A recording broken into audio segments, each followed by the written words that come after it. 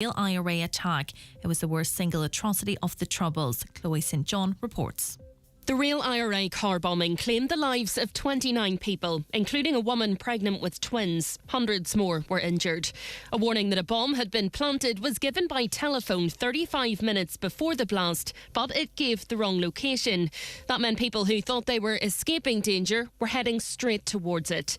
In 2021, a High Court judge found there was a real prospect the attack could have been prevented. The UK and Irish governments were urged to conduct investigations.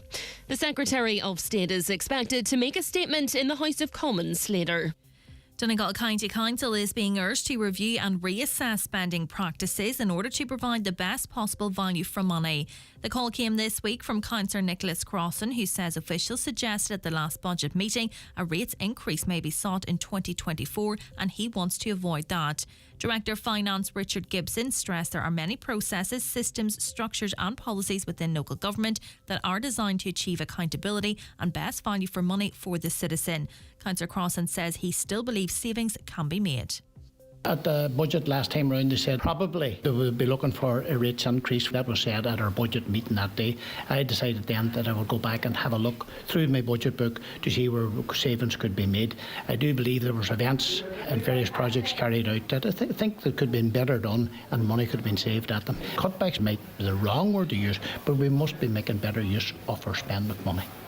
The draft Letterkenny plan has been published. It sets out an overall strategy for the proper planning and sustainable development of the town from 2023 to 2029. The focus of the plan is regional parity, stronger urban place, a Letterkenny regional centre, the North West City region and strategic growth ambitions. People are now being invited to have their say before February the 16th. And for weather now, today will be mild and breezy with a good deal of dry weather. Some patchy drizzle at times with highest temperatures of 10 or 11 degrees. That's all from Highland Radio News for now. We'll be back with news again at 10 o'clock. Until then, good morning.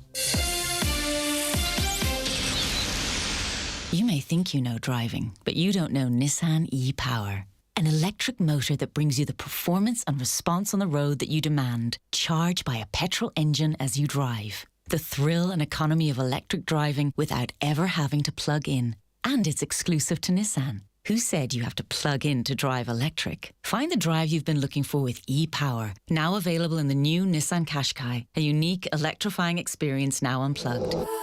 Nissan. Innovation that excites. The county's #1 talk show. The 9 till noon show on Highland Radio. And now it's time for the talk of the Northwest. The 9 to noon show with Greg Hughes on Highland Radio. Hello, good morning to you. 3 minutes past 9, Thursday, the 2nd of February 2023. It's a very good morning to you, as I've just mentioned, and we've a busy 3 hours for you lined up here on the 9 till noon show, and we'll keep you informed and entertained, and stay with us throughout the day here on your #1 local radio station, Highland Radio. The lines are open for you right now. Sorry, I can't string two words together. The lines are open for you right now. 07491 25000. Caroline taking your calls as always. WhatsApps and texts to 086 60 25000, 086 60 25000, or your emails to comments@highlandradio.com. All right, Thursday morning. Let's take a run through the newspapers for today. Let's start with the Tyrconnell Tribune. Milford, the big loser in Garda policing changes. Fears have been reinforced this week that the Milford Garda district's on the cusp of a decision that may see its HQ status lost to Letterkenny in the streamlining of the policing system. And I suspect this is going to happen. There are those quite high up on Garda Síochána that informed us of same, and the paper covering it today as well, of course. It's feared that Milford will lose its 24-hour on-call service, with staff numbers and significant services migrated to Letterkenny as a consequence. The future designation of the Milford station is unclear, according to our sources, the paper's sources.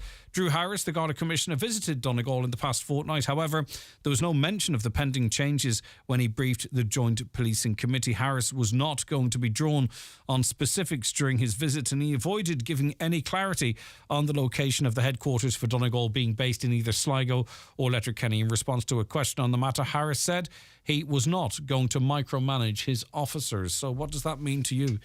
Milford Garda Station seems very likely at this point to lose its 24/7 status, and resources being moved to Letterkenny. In terms of policing on the ground, I'm not sure what the consequences of that might be. but certainly something we can try and get to the bottom of. The Derry People Donegal News this morning. A judge has warned that students in Donegal are being used as money mules by criminals in order to launder the proceeds of crime. Judge John Aylmer made his comments at yesterday's sitting of Letterkenny Circuit Court when sentencing 2 former students for money laundering offences.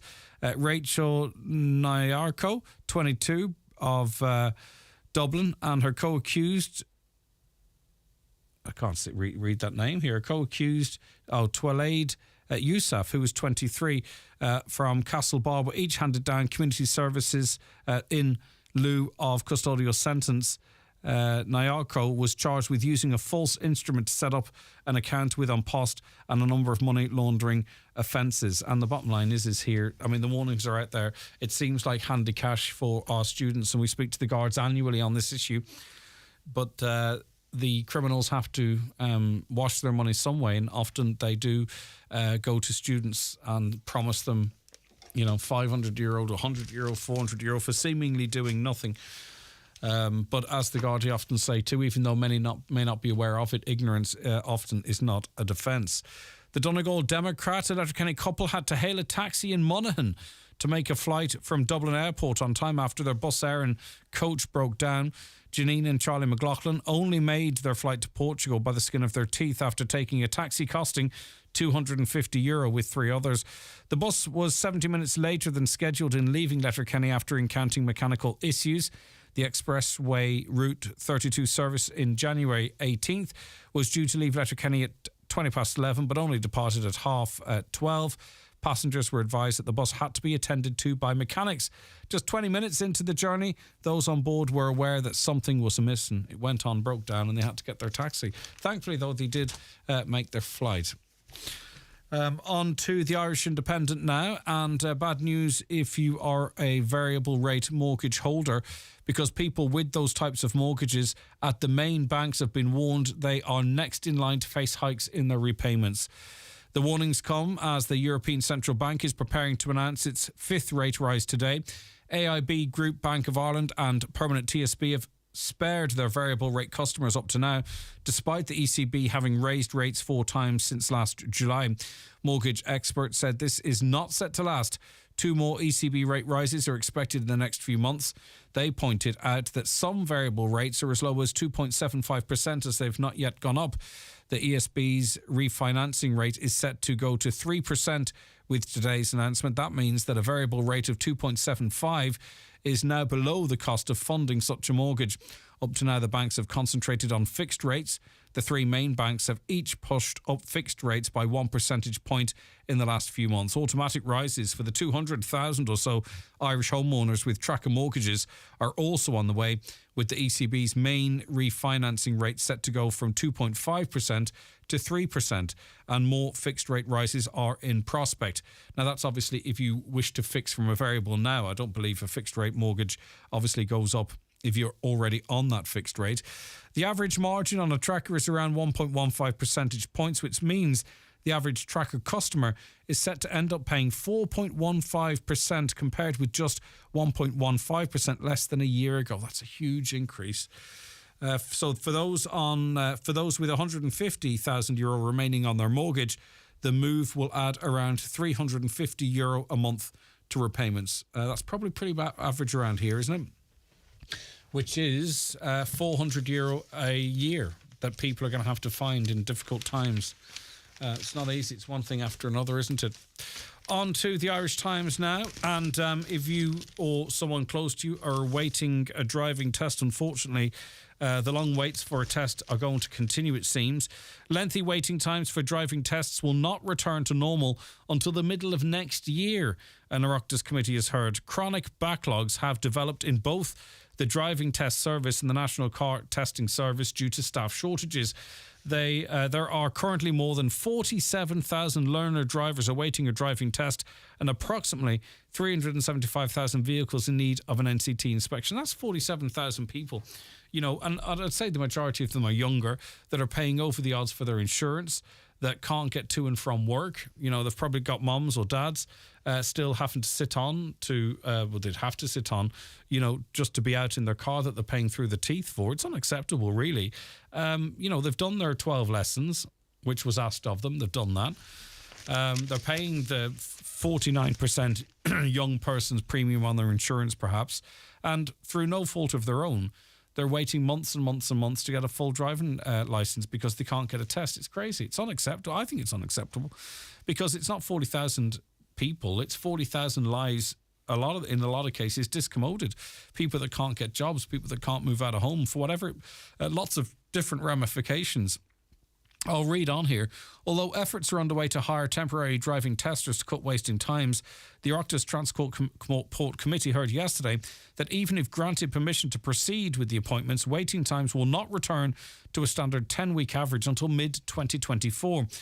The committee was told that the increasing number of testers, or increasing them from 125 to 170, is crucial not just to cut backlogs but to keep pace with demand. So how did we end up in a situation where we have 125 people providing tests for 47,000 people?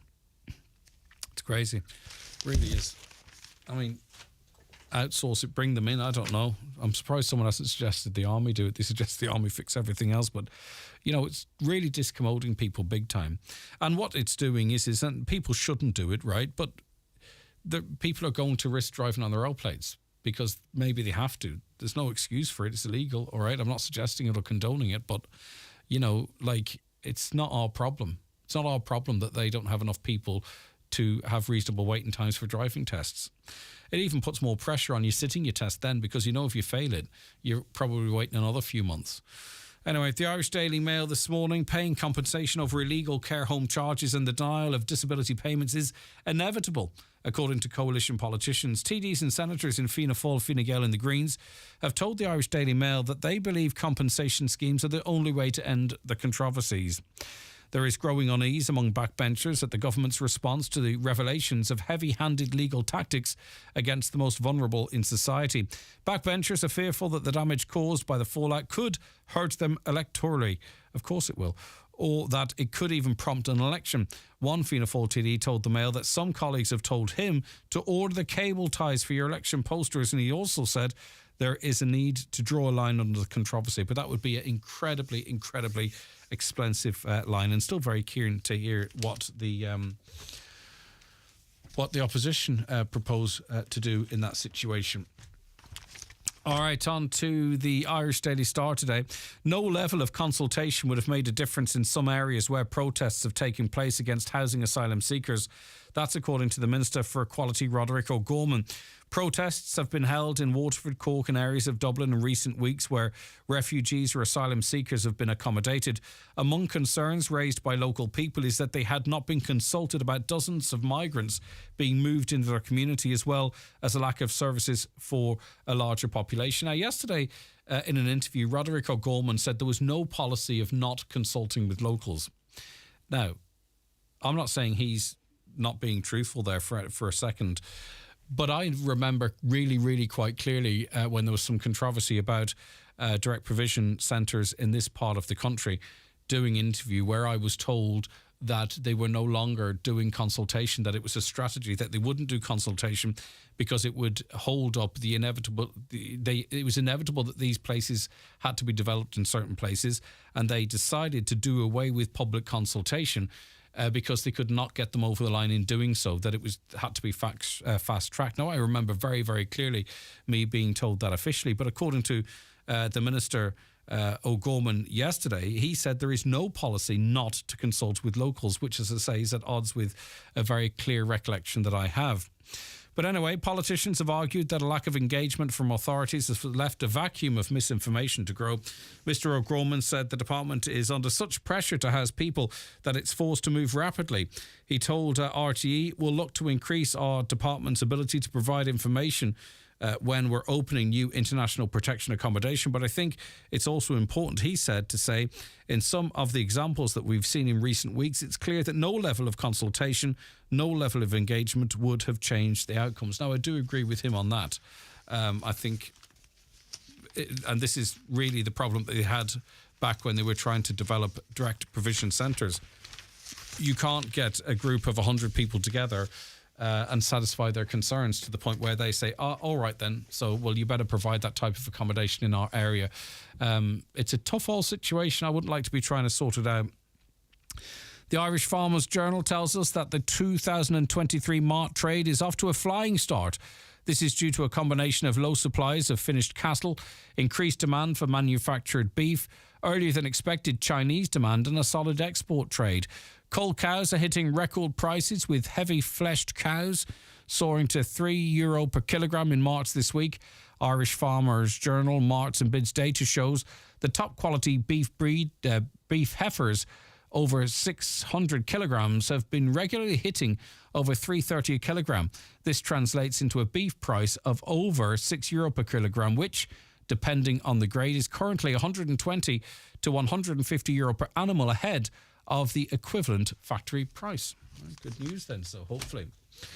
Bad news for boxing fans. And Katie Taylor is going to fight in Ireland this year. It's really, really significant. But it's not going to be in Croke Park, which could have accommodated perhaps 80,000 odd people. It's going to be in the relatively tiny 3 Arena, which has a capacity of only 9,000. Now, when you strip out corporate tickets and sponsorship tickets and competition tickets and all of that, I would say there's probably not going to be any more than 7,500 tickets on general sale. That's if we're lucky, which is a big, big disappointment. It's great for her to have her homecoming, but an awful lot of people are going to be denied the opportunity to go along and see it. And it will be, I suspect, a once-in-a-lifetime situation. Eddie Hearn, that's her promoter, he's killed off hopes of Katie Taylor and Amanda Serrano's proposed spring rematch taking place at Croke Park, but insists it will still be in Dublin now. Amanda Serrano's got a reasonably tough assignment this weekend. She has to get through first. But anyway, the promoter says getting the fight on at Croke Park has proven too pricey. He said the cost of everything involved with the... Oh, page 39. The cost of everything, and this is quite significant for a lot of people who would have... a lot of people out there listening would have taken their daughters to this, I think, as well, as their sons. Right, okay, where were we here? He said the cost of everything involved with the event is 3 times nearly more at Croke Park than staging it at Wembley Stadium. It's unbelievable. It's so frustrating. So Croke Park, for them to run this, 3 times that of Wembley. Now, am I being naive here in saying that maybe Croke Park should waive some of the costs involved in this to allow this fight to go ahead in front of a proper-sized crowd, the crowd that Katie Taylor deserves? Taylor defeated Serrano in an epic fight at Madison Square Gardens last April, and fans have been hungry for them to face off again ever since. I'm not sure there's a massive appetite for the rematch because they're in 2 different weight categories, if the truth be told. I think people just want to see Katie in a big, big fight. But Ahern, speaking on the MMA Hour with Ariel Helwani, said May 20 is the target date for the lightweight rematch, providing Serrano beats Erica Cruz at featherweight this Saturday. And he said a Croke Park clash then is no longer a possibility, suggesting that the 3 Arena could host it, with Croker possibly staging a trilogy fight between the 2 later in the year. He added, people will just tweet me and go, shut up, haters, or shut up, Hearn, just do it anyway. It doesn't work like that. It's business. Ultimately, Katie Taylor has her financial demands for this fight, as does Amanda Serrano, and we want to make sure we deliver them that. Now, that means really that they have to recoup an awful lot of money off 7,500, 8,000 people. The tickets for the 3 Arena are going to be very, very, very, very pricey. Most of us will be completely priced out of it, even if we could manage to secure a ticket. Right, the Irish Daily Mirror, finally, what do you think about this? You know the song Delilah. You'll all know the theme to it, the melody to it, sorry, and you'll all have done the My Delilah and all that kind of stuff. It's huge at rugby matches, but no more. It's not going to be played anymore. Tom Jones' classic song Delilah will not be played at the first Six Nations clash between Ireland and Wales on Saturday. It's been banned from the Welsh rugby games at the Principality Stadium after accusation that it glorifies domestic violence. Now, the song, I mean, people just listen to songs. There's so much tragedy and stuff in songs in any case. I think it's drama. I think it's like Romeo and Juliet, Shakespearean sort of type of ideology, me personally. You know, the line is, I held the knife in my hand and she laughed no more. It is there, right? But who cares about that? Everyone just thinks, my, Delilah. Or maybe, you know, because it is quite graphic and because there is a serious issue with domestic violence, maybe it does glorify it. What do you think? It just seems to me, not that it matters what I think, it just seems to me that we're losing the run of ourselves here. House of Commons Standards Chief Chris Bryant has long campaigned for the classic 60s hit to be banned because of its lyric about abuse towards women. Tom's 1968 hit is about a jealous lover stabbing his unfaithful partner and has long been a Welsh rugby anthem. A spokesperson said Delilah will not feature on the playlist for choirs for rugby internationals at Principality Stadium, and presumably is because of that line. But as I say, on stages everywhere there is, you know, and it's far more graphically shown, violence and all that kind of stuff. That just seems to me like a line in a song. But anyway, what do you think? 086 60 25,000, 086 60 25,000, or call us on 07491 25,000. Our first guest on the way very shortly. The newspapers are courtesy of Kelly Centra Mountaintop Letterkenny, the C-Store National Large Forecourt of the Year for 2022. The 9 till noon show with Bluebird Care, providing home care services for all ages in Donegal. Visit bluebirdcare.ie and bring care home. Bill, ní onan gach léirú I ní smóna chuige anamh timp na héireann or na muoinú I go gcóir le Alain. Téigh léirú Bill with a campersa. Chud a hic the náirí, inniu. Tá Hashclub live is muoinethe I go gcóir le Alain.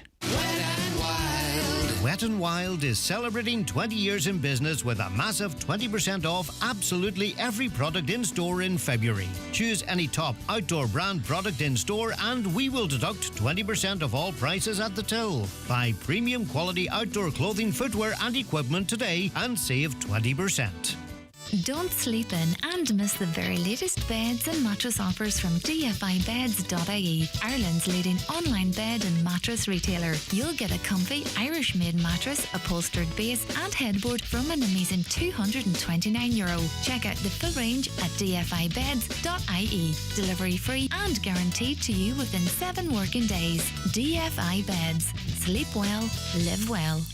Super Value makes saving money as easy as 1, 2, 3. 1. We match Aldi on the products you love, like Super Value whipped cream 350ml, $1.79. Super Value spaghetti 1 kilo, $1.09. 2. Get thousands of special offers. And 3. Money off vouchers every week on the app. Super Value makes saving money as easy as 1, 2, 3. From the smallest shrub to the largest tree in an awkward place, Donnelly Tree Services provide a complete range of tree surgery services. Whether you need to remove a dangerous tree or some nuisance branches, Donnelly Tree Services have the experience and expertise to carry out tree surgery to the highest of professional standards. Call 083 005 9939.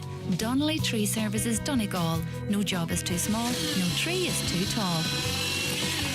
The Department of Education has been accused of increasing stress amongst those sitting Leaving Cert exams. Students going into 5th year this September will sit English and Irish Paper 1 at the end of the school year. 2 teacher unions, the SDI and the TUI, say the move is flawed. Kieran Christie's General Secretary of the SDI and joins us now. Good morning, Kieran. Good morning. Okay, so for those of us who've been out of school for quite some time now, what is flawed about these proposals? What's the possible consequences? Well, on the 29th of March last year, the Minister announced a suite of measures that she would intend to bring forward in relation to redevelopment of Leaving Certificate, and we would welcome some of those proposals. But stuck in the middle of them is a proposal. We think she's rushing her fences. We think there's a lack of clear thinking around it, whereby starting next September, using the syllabus that currently exists, students will, at the end of their first year of Leaving Cert, at the end of 5th year, in Irish and in English, take paper 1. Now, she has provided no educational or logistical rationale in relation to this. And, the syllabuses that are in existence were designed such that they would be assessed in relation to the aspects that are covered in paper 1 after 2 years of study, not after 1 year of study. And the distortion that we already see the implication of this distortion, because in many schools during this year, when these students are in transition year, or many of them are in transition year, not everybody does transition year, they're already preparing for it and disturbing and distorting that program of study as well. Are students, so it looks like change are students self-motivating? Sorry, Kieran, are students self-motivating and studying for this in transition year, or are teachers saying, look, we're going to have to do some work on this because it's just around the corner? Well, demand is there from students and also from parents, because they recognise that Leaving Cert is very high stakes, and they want to avail of an opportunity in transition year to be doing this work rather than going in cold next September and taking it on. And that even particularly disadvantages those students who, and there is a percentage every year, who do not do transition year, and they will be competing with people who have already a substantial part of the syllabus done by the time they arrive next September. So the thing is ill-conceived. And can I just say that it's not just, you mentioned ourselves and our colleague union, the TUI, opposition to this. The subject associations of the teachers that teach these subjects specifically have been vehemently opposed to it. Organisations like Gael Lynn have voiced their concerns around this. The students, the Irish Second Level Students' Union, are very opposed to this as well. So many experts in the field have been writing about this. And what is interesting about it is that the minister's announcement last March was to somewhat based on a report that was provided to her by the National Council for Curriculum and Assessment. And now they're the body under legislation that are mandated to advise the minister about curriculum change, and they didn't advise this, so it came out of nowhere. It seems, on the face of it, that they're trying to do 2 years' work in one year, effectively. Is it as simple as that? I mean, obviously, you've talked about maybe some work now being done in transition year, but transition year is very important in its current form. Like, is it a case, as it seems, that 2 years' work effectively will be put into 1 year? And what is the educational argument for that being the right thing to do? Well, that's it precisely. And if such a measure were ever to become implemented, the logical approach, and several experts in education who work in the universities have pointed this out, that if such a proposal was ever to work, the syllabus or the specification for the subjects would have to be totally redesigned to accommodate this new reality, whereby at the end of the first year of study there would be a substantial examination. This is going to cause an awful lot of stress for all involved teachers. Primarily, I suppose, our concerns would have to be with the students as well. Yes, it's, quite frankly, in our view, it's an untenable proposal. And sooner rather than later, the minister should make a statement. And the sensible thing to do would be to withdraw this proposal and go back to the drawing board. Because, it's even laden with very practical issues. Suppose at the end of fifth year, you did the higher level and you were disappointed with the outturn and you wanted to do lower level then for the following year. How would that be accommodated? It makes a nonsense of it. And similarly, how would it work from the point of view of students who would like to repeat? So, none of this has been fleshed out. The minister has rushed her fences here, and she really needs to have another look and withdraw this proposal as it currently stands. All right, Kieran, listen, thanks for laying out so clearly for us. I appreciate it. Take care. Thank you very much. All right, Kieran Christie, General Secretary of the ASDI. What do you think? 08660 25,000. Yesterday we received contact from a listener who asked about the postponement of... I'll tell you, I'll read the question we submitted to the HSE because it might make it more clearer. LUH released a statement over a fortnight ago apologising to patients who had elective surgeries cancelled and stating that they would be reviewing over the following fortnight rescheduling. The affected patients are not kept informed, so it would be helpful if LUH now provided an update. Maybe we could get a word with Sean Murphy on it. So we got a response from the HSE and it reads as follows. The emergency Letterkenny University Hospital resume normal elective surgery schedules next week. The emergency department remains very busy. This week, the hospital has seen a significant increase in patients attending and requiring admission, resulting in lengthy patient waiting times and increases in the number of patients awaiting admission. This continues to have a knock-on impact on capacity and the ability of the hospital to admit scheduled surgical cases. This will continue to be reviewed on a daily basis. We apologise for the impact on any patients and will do our utmost to reschedule as soon as possible. So in reality, I think what they're saying is the problems that led to the postponements persist. Rescheduling hasn't begun yet. A return to scheduled operations will begin next week. But in terms of those that have been deferred, from my reading of it, the work in terms of rescheduling them has yet to begin. So hopefully that brings clarity to our listener, though I'm sure it doesn't bring much comfort. We were also contacted by a listener to say, Greg, on my way to Lettermack Ward recently, I saw a dead deer along the side of the road. It's a horrible sight with just bones left. There was another one along the road to Glenties. Who can I call to get these removed? They really are a shocking sight for young children. It's not just young children either. So again, trying to get an answer for that listener, we advise you to go on to the Donegal County Council website, go to Report an Issue Online. And then you'll get a list of questions. Do you want to report an issue such as illegal dumping, potholes, or a dead animal on the road? You can report such an issue, such as illegal dumping, potholes, dumping or potholes, or a dead animal on the road using their online reporting system. To do this, you'll need a mobile phone number. You enter your phone number and request a PIN code.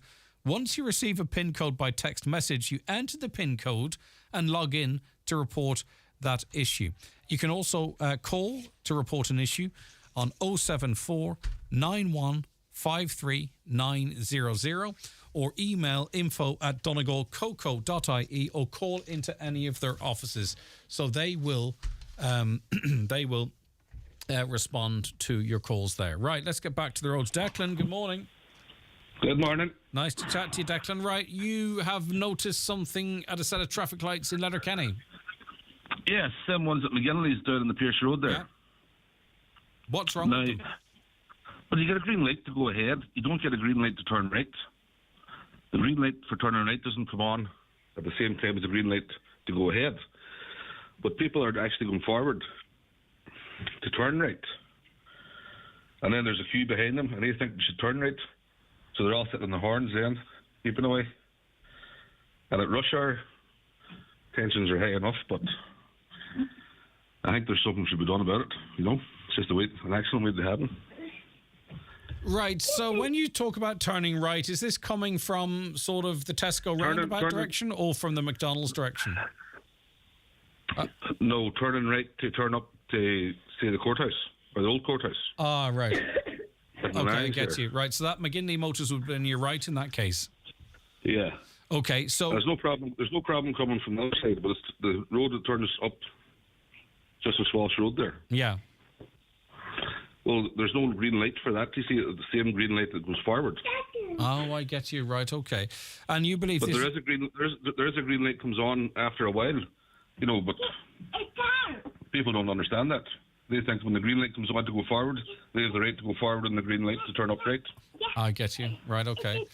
All right, so do you? What would be the solution to that? Does there need to be a red light for right-hand turning as well as the green light then? I would say, well, probably...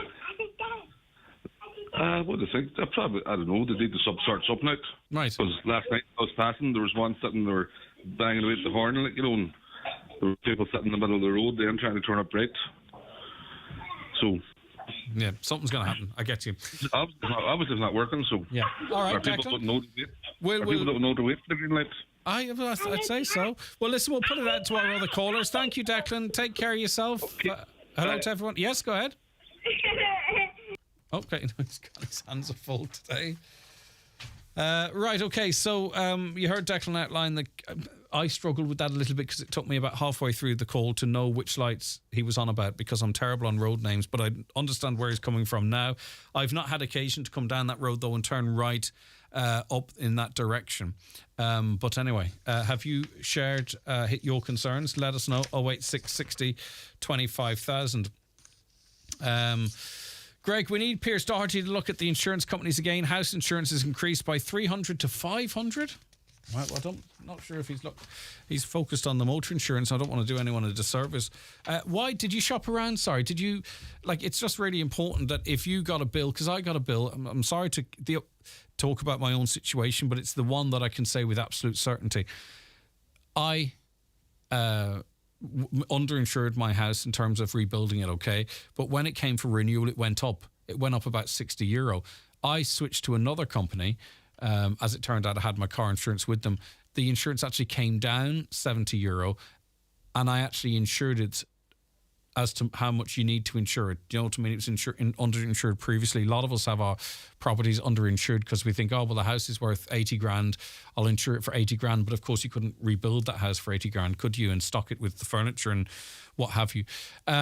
So I've not really come across the house. My experience is my house insurance actually came down when I shopped around. So tell us a bit more. Did you try and shop around and it was higher with everyone, or was it just higher for your renewal? Let us know, because 300 to 500 is a huge increase. Anyone else, any experience of rising house insurance? And just if you are texting in, let us know, is it higher everywhere or just higher with your current provider? House insurance is something we don't switch around too much, if the truth be told. Greg, we soon won't be able to speak or have a conversation without, Anyway, the way the world is here, they're on about Delilah being taken off the soundtrack. Listen, I think there's some things I would agree with, whereby, if something's clearly offensive to a group of individuals, times change. I don't want to upset anyone. But I don't think people singing that song, which, as I say, I think it's very theatrical. I think it's very Romeo and Juliet-ish, you know what I mean? Almost, that's my initial take. I'm very open to be convinced otherwise, by the way. I think the chorus is really what the catchy part is. That's what people sing along with. The words, if you take them out of the song, pretty graphic, of course. I took the knife in my hand and she laughed no more.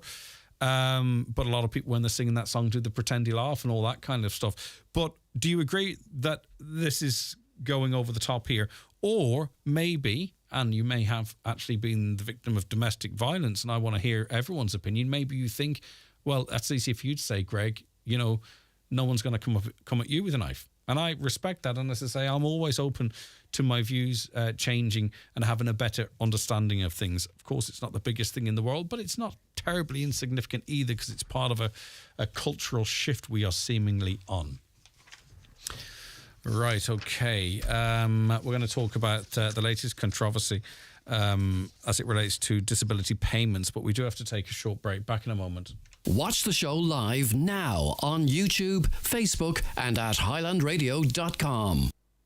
The 9 till Noon Show, brought to you by Bluebird Care, providing nurse-led home care services in Donegal. Call Bluebird Care 912-9562 and bring care home.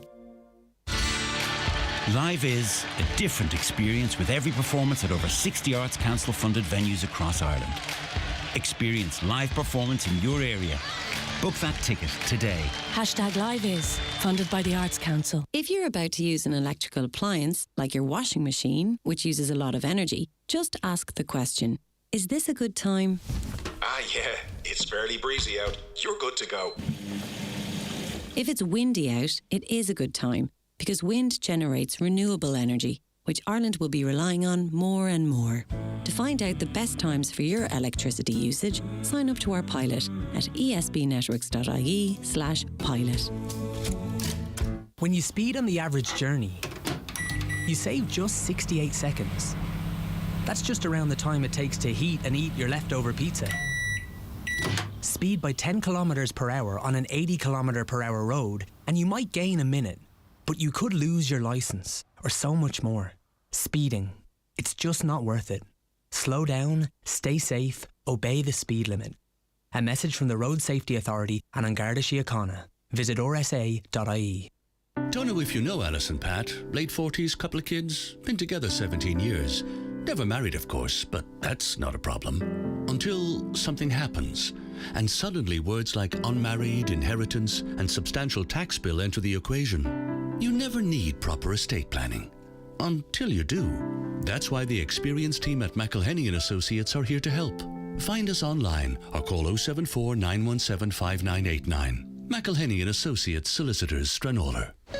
Transport for Ireland invites you to bring someone on board for free this February bank holiday weekend. Simply pay your fare using a TFI Leap card and your +1 travels free on participating TFI bus, train and tram services. This promotion is valid for travel from Saturday the 4th to Monday the 6th of February. So, with cleaner, greener and cheaper travel, the only question is, who'll be your +1? See transportforireland.ie for details, terms, conditions and participating operators. All right, we read today that new compensation could be paid following the Taoiseach's admission that the state hadn't a leg to stand on when stopping disability allowance payments once a person entered an institution. Meanwhile, it's emerged former Fine Gael Minister Michael Noonan previously argued that people who lost their maintenance allowance could get pocket money from the Health Board instead. We're going to focus on the first part of that, I believe, in our conversation with John Joe McGinley, a regular guest on the programme behind Autism Dad. Good morning to you, John Joe. Thanks for joining us again. Good morning, Greg, and welcome. Hello to all your listeners, and thank you for having me on. Good stuff. Right, okay. These revelations that have come out, this was the RT investigation. It turns out really, you know, the policy to sort of prevent having to reimburse and compensate people was the same adopted in terms of nursing home charges. But as it relates to disability rights, this really hasn't come as any surprise to you, I believe. It comes as no surprise to me at all. These might be historical, but it's symptomatic of a government policy or an embedded policy by the civil servants that for any support for children or adults with additional needs or disabilities in Ireland, you have to fight them at every corner. Let's take children with autism. What we've got at the moment, either through ministerial neglect, there's now so many long waiting lists for children to be diagnosed. That diagnosis for autism allows you to at least get into the system for what limited support there is available. And that means there are thousands of children throughout the state that are now being excluded from receiving that support because they can't even get through the first hurdle, which is the diagnosis. And it seems to be in Ireland that it's a very cold place for people with disabilities. Well, let me ask you why that is, John Joe, because if there were a referendum amongst the people of this country, and the question was something simple along the lines of, do you believe that we should be proactive to ensure that we put every resource available to us into supporting these children and their families, for example? Now, I've really simplified it there.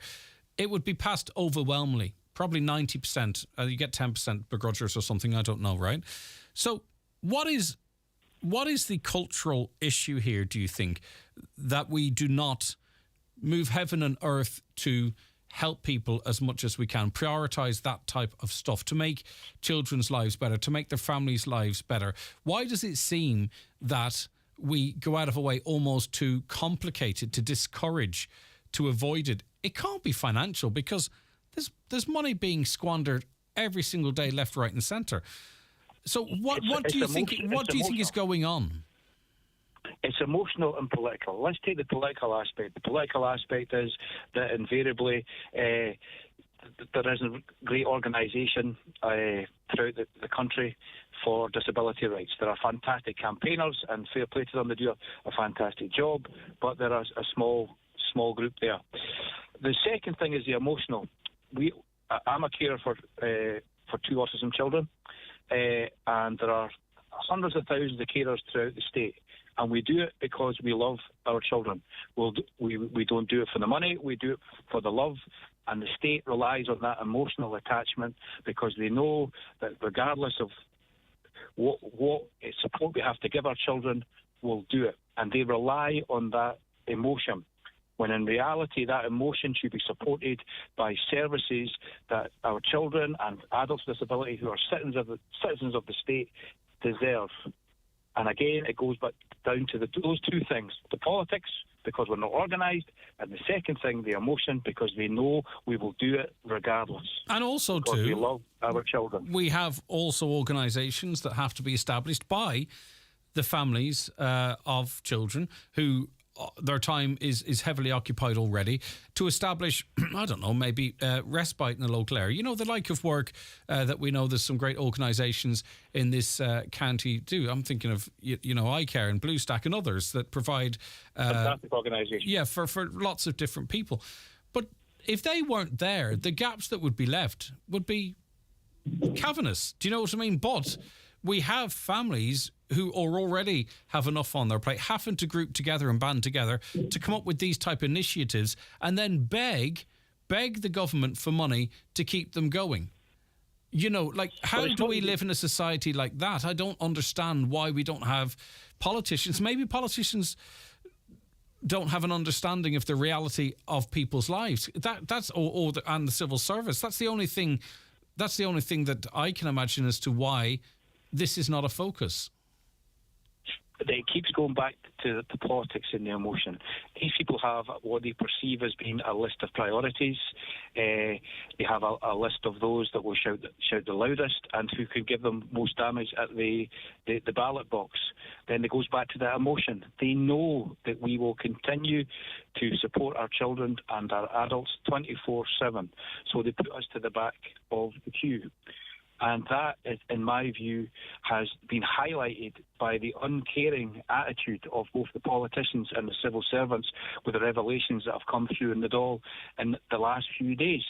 And those revelations will have to be answered to. I know they've got a holding period at the moment where they've tried to say, well, we need to find out all the documentation. And fair play, you want to give them that chance. But there's two things that have to become highlighted.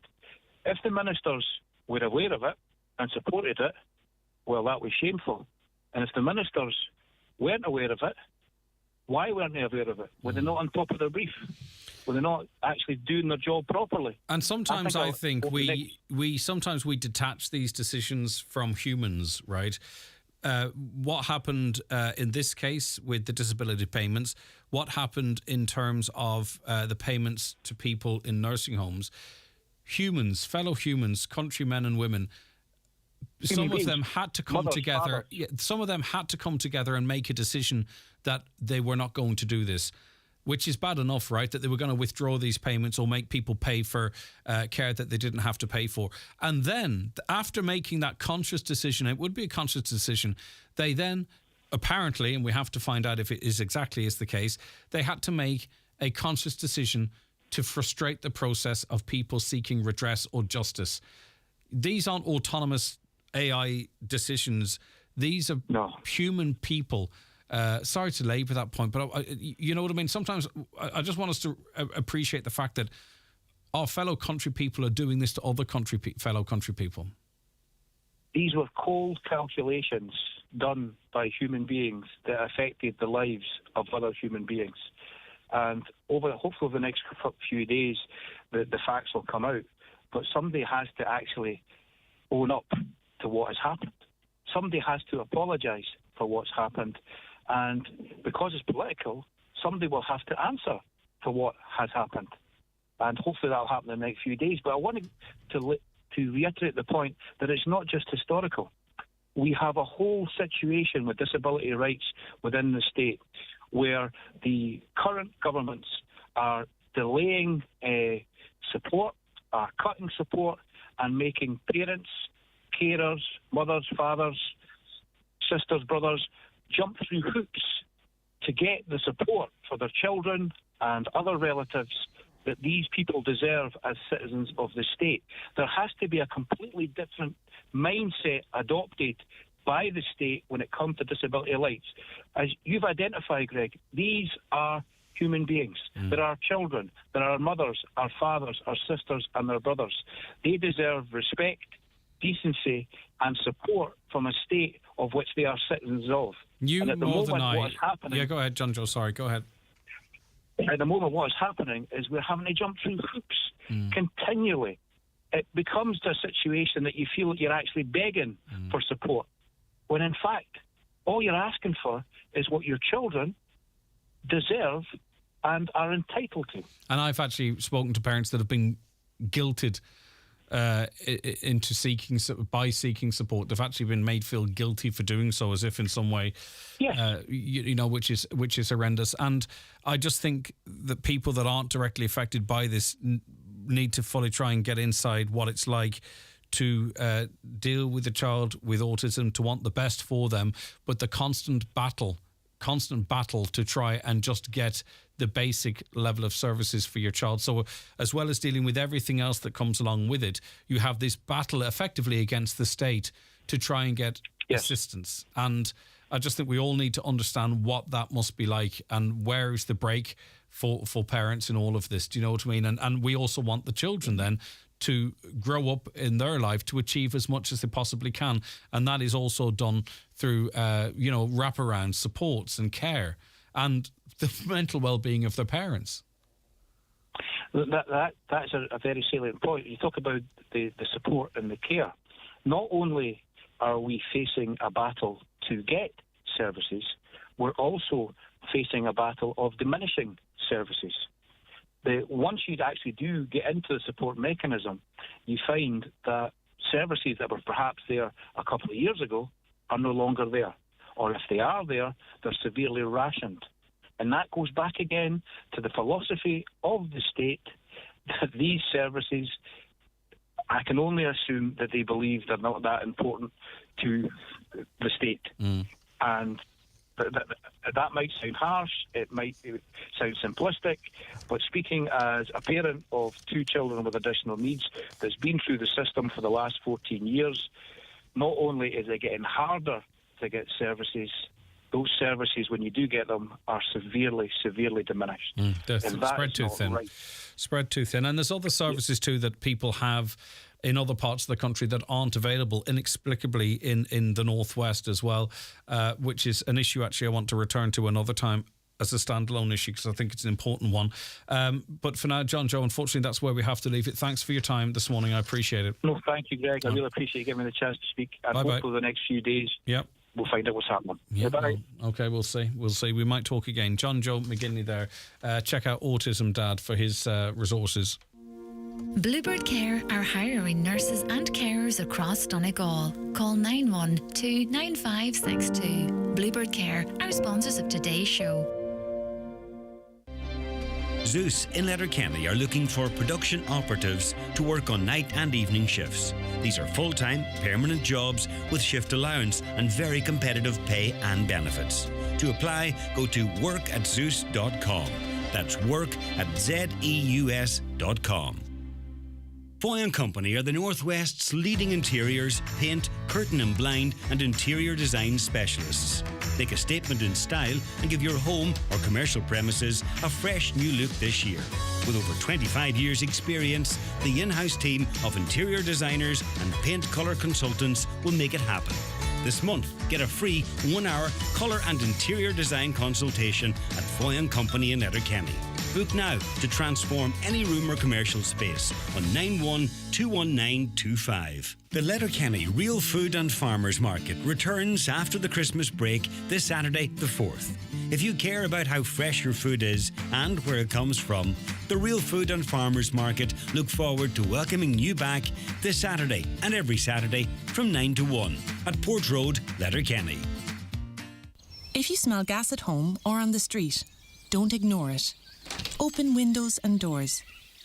Don't smoke, vape, or use a naked flame. Don't unplug or switch anything electrical on or off. Turn off the gas at the meter. Then, no matter who your gas supplier is, call Gas Networks Ireland on 1800 20 50 50. Visit gasnetworks.ie to screenshot the safety steps, save them to your device and share with friends and family. Highland Radio weather updates with Ireland West Airport. Thinking of a sun holiday this summer with the family? Fly to Alicante, Malaga, Faro, Lanzarote, Mallorca and Milan with Ryanair. Ireland West Airport. Don't just take off, take it easy. All right, mild and breezy today and mostly cloudy weather. Long dry spells with just occasional light rain or drizzle. Some brighter spells too. Highs of 10 or 11 degrees with fresh to strong southwesterly winds. Okay, that's you up to date with the weather. Right, Chantal joins us on the programme now. Good morning to you. Thanks for joining us. How's it going, Greg? I'm all right. Okay, so you did your driving test, or someone close to you did so. Did it go ahead, or what's the story? What's your situation, Chantal? So what happened was I booked my driving test back there in November, and I got a date for the 20th of January. And that's grand. The 20th of January comes around, and there is frost. It was a morning test, I should say, and there was frost and snow on the road, so the test didn't go ahead. That's grand, whatever. I give it about a week because I didn't hear no contact from him, so I give him a buzz and I'm like, my driving test was cancelled there last week, but I haven't heard nothing. What's going on? And they're like, we're so busy with tests and dates and stuff. The best date I can do is around the 24th of February. And I thought, right, that's grand. So by the time I got on the site to actually book that date, the date was gone. And I was like, right. So I gave it a few days and I rang them back and I said, it's such a hindrance that I'm still waiting on a test. There's other commitments I need to be driving for and stuff. And they're like, right, this was there on Tuesday. And I was on the phone with a woman on RSA, and she said, there's test dates coming out now on Wednesday. So if you want to stay up to 12 on Wednesday and see if you can get a test then, there should be dates coming out. And I thought, right, I'll stay up to 12 now. I'm a college student, so I'm going to bed early and getting up early. I'm in that routine with the bus and stuff. Now, for me to stay up to 12, it was quite an inconvenience. But anyway, I stayed up to try and get the date, and not a date there. I got up then at 7 for the bus, and there was still no date there. And then I got an email there yesterday on Wednesday for a final invitation to book my driving test, but there was still no date there. Am I going to lose my €85 deposit over there lack of dates? Wow. How important is it you to get on the road, Chantal? It varies. Some people just want to get the full licence. Others, they need it for their life. How much of an inconvenience is it to you not being able to get this date? I mean, obviously that you don't want to lose your deposit either, but you're very keen to get on the road, are you? Yeah, I'm in the process of getting a car, so the fact I have to pay for a bus and that instead of me being able to drive my car to college, it's just quite frustrating. Yeah. Okay. Right, so what is the solution to this? Like, when might you know? I mean, it seems from January 20th, you had to wait a month to get another date. I mean, with people waiting much, much longer than that, people might say, that's not so bad. But you never actually got that February 24th date. No. When I was on the phone on that Tuesday, I was asking when's the possible date, and they said the best you could do was March. Wow. And I thought, I've been waiting since November here. And do you have a March date yet, even? No, I have nothing yet. Right, so it's just words at this point. You don't actually have a new date to sit your test? I know, I'm not quite sure what's going on there, or if this final invitation will mean my deposit is now gone. Right, okay, well, we'll look into it. But you physically can't go on the website at the moment and book a test? As soon as you go on the website, you click on Buchanan, what'll come up beside it, there's no next availability. Wow, if you go to Donegal Town, Letterkenny, you'll get dates, but I didn't do my lessons up there, so you know what I mean? Well, I'd go to Donegal Town, it's handy compared to Letterkenny, but anyway, say nothing. All right, Chantal, listen, we'll chase up to see what the story is in Buncrana, okay? Thank you, Greg. Thanks. All right, take care of yourself. We'll be back with more after the news at 10. The 9 till noon show with Bluebird Care, providing home care services for all ages in Donegal. Visit bluebirdcare.ie and bring care home. Our wide range of 2023 Skodas are going fast. This is the sound of the Breen family getting their powerful diesel Kodiaq. And this is fully charged Fiona, driving away in her electric Skoda Enyaq. And this is the sound of someone who didn't place their order in time. Order your 2023 Skoda today, before it's too late.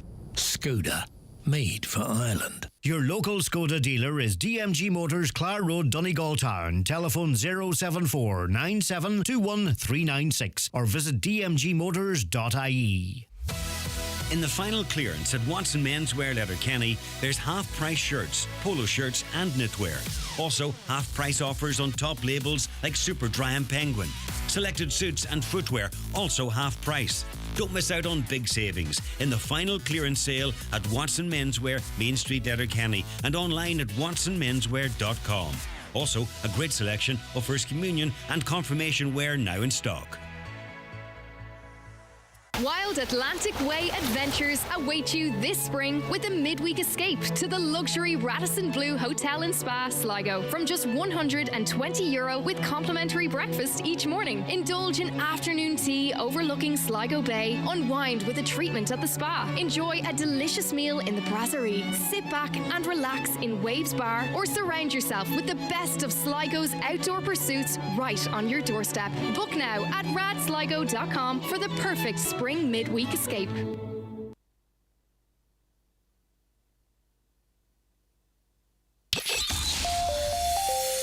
Live, on air, online and on the Highland Radio app. This is Highland Radio News. Good morning, it's Donna Marie Doherty with the 10 o'clock news. The British government will announce today if there will be a public inquiry into the Omagh bombing. The Secretary of State's expected to make a statement in Parliament. Chloe Gibson has more. The real IRA bomb was planted in a car which had been parked close to the centre of the town. When it exploded, it ripped through crowds of people and demolished a number of buildings. Taoiseach Bertie Ahern described the event as the most evil deed in years. In total, 29 people were killed, including a woman pregnant with twins, making it the single worst loss of life during the Troubles. Donegal County Council is being urged to review and reassess spending practices in order to provide the best possible value for money. The call came this week from Councillor Nicholas Crossan, who says officials suggested at the last budget meeting at rates may be sought in 2024, and he wants to avoid that. Director of Finance Richard Gibson stressed that there are many procedures, systems, structures and policies within local government that are designed to achieve accountability and best value for money for the citizen. Councillor Nicholas Crossan says he believes savings can be made. At the budget last time round, they said probably they would be looking for a rates increase. That was said at our budget meeting that day. I decided then that I would go back and have a look through my budget book to see where savings could be made. I do believe there was events and various projects carried out that I think that could have been better done and money could have been saved at them. Cutbacks might be the wrong word to use, but we must be making better use of our spend of money. The draft Letterkenny plan has been published. The plan sets out an overall strategy for the proper planning and sustainable development of Letterkenny from 2023 to 2029. The focus of the plan is regional parity, stronger urban place and a Letterkenny regional centre, the North West City region and strategic growth ambitions. Michaela Clark has more. The Letterkenny Town and Transport Plan aims to add 4,500 more homes to the town, accommodate 15,000 additional people, pave the way for the creation of 6,000 jobs, facilitate the delivery of the 10T Road project and other vital infrastructure projects, as well as creating a town centre regional transport hub, capitalising on the regional centre and North West City region status. Another focus will be increasing student numbers in the town by 1,000 over the coming years. A number of opportunity development sites have been identified, while climate adaptation and mitigation plans have been highlighted. Environmental mitigation measures have been included in the form of zoning considerations and proactive objectives and policies. People can have their say on the plan between Friday, January the 6th and Friday, February the 17th. The plans are available online or at public services centres across the county, as well as County House Lifford. Questions are being raised once again over Donegal's casual trading bylaws. A number of businesses are said to be experiencing a loss in profits due to the rise in portable vendors popping up. Councillor Martin Harley says it is his priority to protect the rate-paying establishments.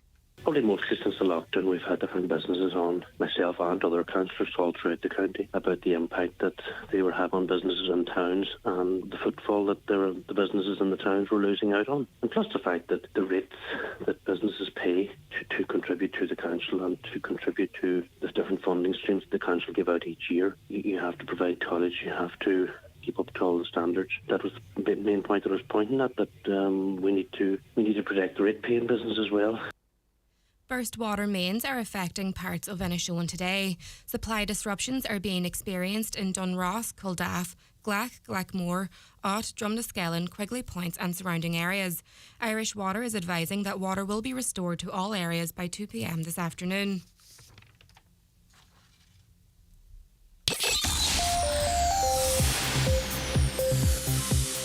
And now for weather. Today will be mild and breezy with a good deal of dry weather. Some patchy drizzles at time. Highest temperatures of 10 to 11 degrees. That's all for the 10 o'clock news. We'll be back with more at 11 o'clock.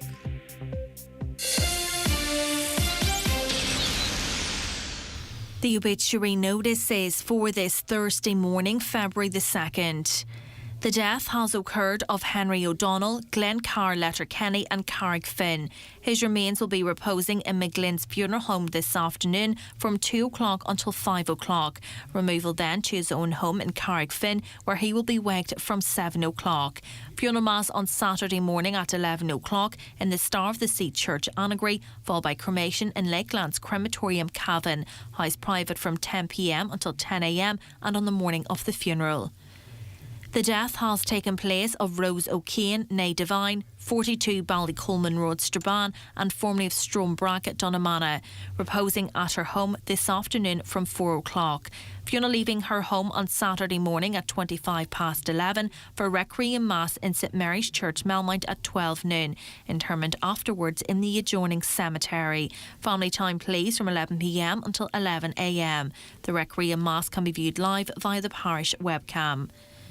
The death has taken place of Gloria McFadden, Abbey Villas, Manor Cunningham. Gloria's remains will repose at her daughter Martina and husband Derek McElhinney's home at Raymohey, Manor Cunningham, today from 11 o'clock until 10 o'clock, with Rosary at 9 o'clock.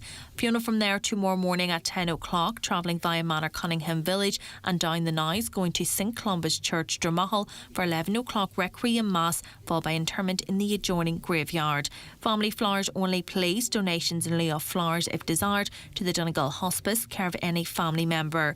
Family time on the morning of the funeral please. The death has taken place of Sean McCabe, 5 Railway Close, Killigordon, formerly Belfast. Sean's remains will be reposing at McGuyan's funeral home at Jumbo Avenue, Stranorlar, today from 3 o'clock until 7:30.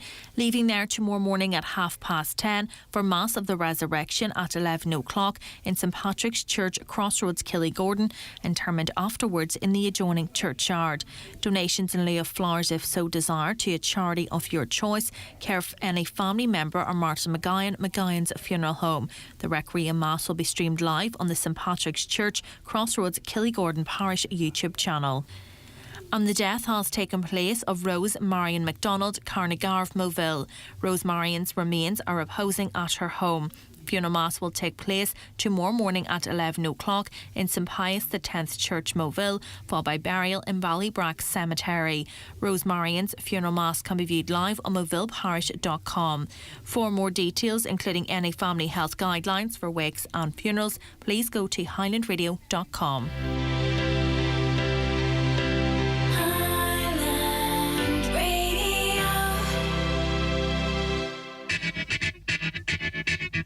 Banking can make you feel a bit. So why not switch to a provider that helps you take control of your finances?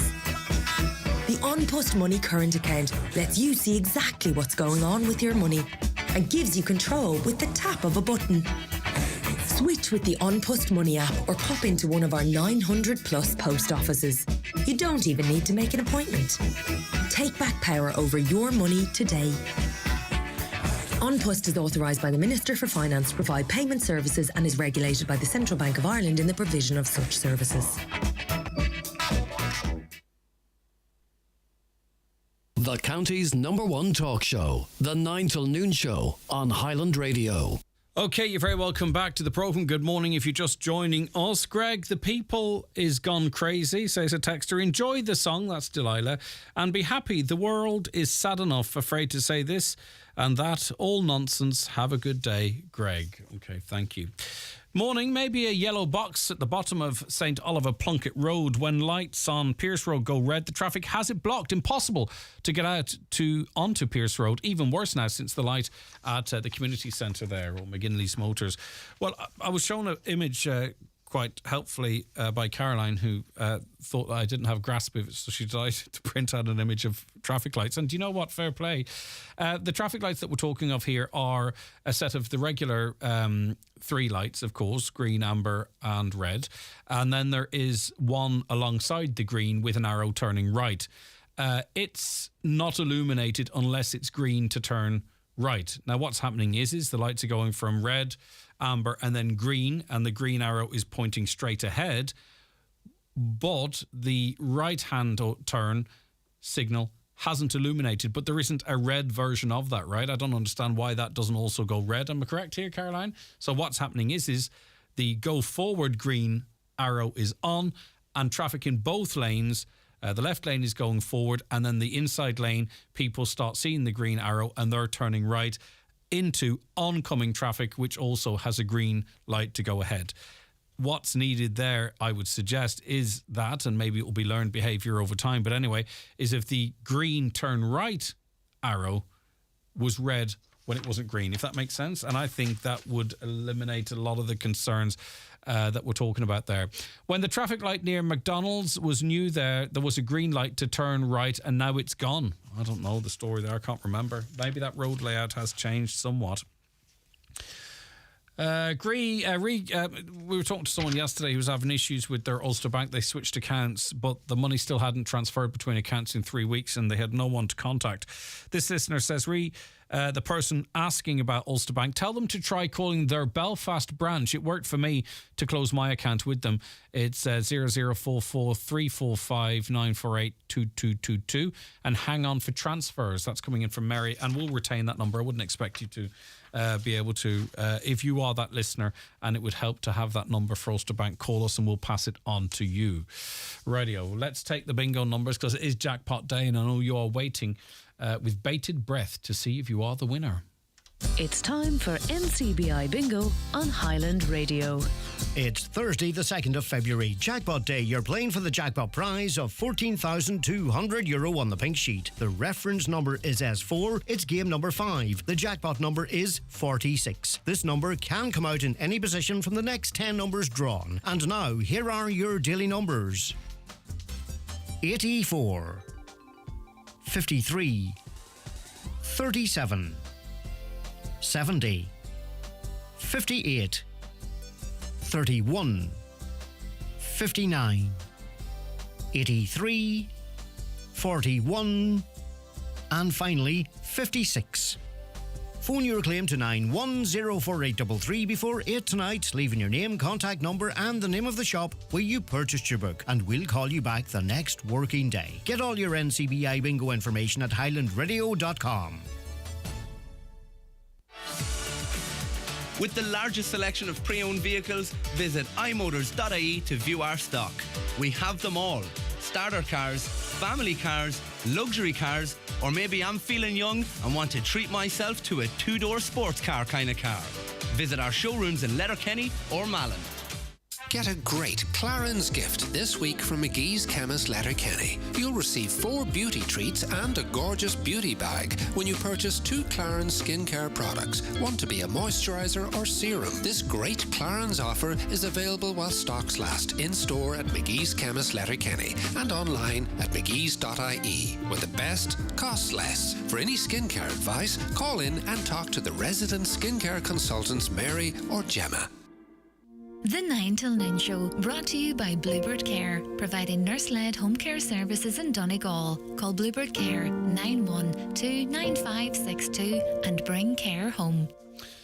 On to the programme now. We welcome Anne-Marie Conlon, Head of Economic Development with Donegal County Council. Good morning, Anne-Marie. How are you keeping? Good morning, Greg. Yeah, keeping good. Thanks very much, Greg. Great. It's great to have you on the programme. Well, we're talking about a new video campaign to encourage people to relocate to Donegal, or back to Donegal, I presume, with the promise of a more connected and balanced life. Okay, so talk to us about this campaign and who you're trying to reach. Okay. So yeah, Greg, look, it's part of our I suppose, our brand building for Donegal, in terms of building the reputation of the county in terms of a great place to live, to work, to visit. And I suppose when we're working with businesses right across the county, one of the key issues they have is attracting people and getting attracting talent. And we have a lot of talent out there, and we have a lot of really good quality jobs in the county. And I suppose really the focus of this campaign is to tell that story and to tell people who may be interested in coming back to Donegal that look, there's really good career progression here in the county for you. We have many companies working right across different sectors. So say from the financial services sector to the construction sector to engineering, from like different technology type industries such as RegTech and SureTech and what have you. And these companies are actually looking for people. And a lot of these people are Donegal people who may be located in Dublin, who may be in London, who may be in Dubai. So the campaign's about trying to reach out to them and trying to tell them the story of Donegal, the opportunities that exist now, and to encourage them to think about maybe relocating back to the county, you know. Yeah, because people might have a certain career path and they believe it has to be in the hustle bustle. And some people love that, don't get me wrong, but many of us prefer a different type of a life, that you can do different things with your downtime. And there are going to be a group of people out there that would not be aware that Donegal can offer that. Like, you can still pursue your career and advance within that career, but also maybe switch off a bit more in the evenings and the weekends. Absolutely. And it's hard to beat family as well, you know, and to even have that support structure as well around you. So I think all of us, like at different stages of your life, you know, the city's very attractive when you're young and free and single and you're looking at starting out your career. But then as life moves on and maybe people have children and they're kind of looking at like, where do we want to raise our children? So it's about looking then at Donegal. It's not a compromise, you know, so it's not just about returning home and maybe compromising, you know, your career opportunities. You can actually have both, you know, and I think it's about telling that story that that a lot of people may not be aware of, and it's about building that that reputation, I think, for the county as well, and the work that's happening, particularly with businesses right across the region. Yeah, but people might say, well, I don't want to give up my hobbies, or I want to sort of expand my interests in certain areas, or I like to go to the theatre. You don't have that in Donegal, and I suppose that part of the message is to say, well, actually, you know, we do. Yeah. Absolutely, Greg, that's it. And it's about who better to tell it than ourselves. So really that's our job. It's about telling that story, about showcasing the really good amenities we have. And I think COVID kind of has really accelerated things for us, because the great outdoors is now a great attractor for many people, and the fact that we have such stunning scenery, such brilliant amenities right across the county. And then, as you say, we have the theatres, we have the nightlife, we have the music sessions, we have the restaurants, the cafes. So we have a really lovely kind of sense of living, a really good, you know, communities as well, you know, in terms of the sporting opportunities that are here in the county as well. And a number of the people that we're profiling, you know, for example, we're profiling Niamh McLaughlin, who is who's a Donegal Gaelic footballer, and it's around her decision to return home and to play football and what that's meant for her. So, and I think that's really an important part of the campaign, is telling the stories of those people who've made the moves, who have located in Donegal, have come back home, but also people who may not be from Donegal but who've made the choice to actually come and live here as well. So, and it's about profiling those stories. And I think when people actually see someone's done this is the pros and cons, this is how it's worked out, it really means that they can actually they can actually make their dream a reality and know that this is a real positive option for them. And I want to stay positive on this, but there is a reality that people might be listening in Dubai or London or America and say, yeah, but you know, will I be able to get a house to rent? Will I be able to get access to a GP?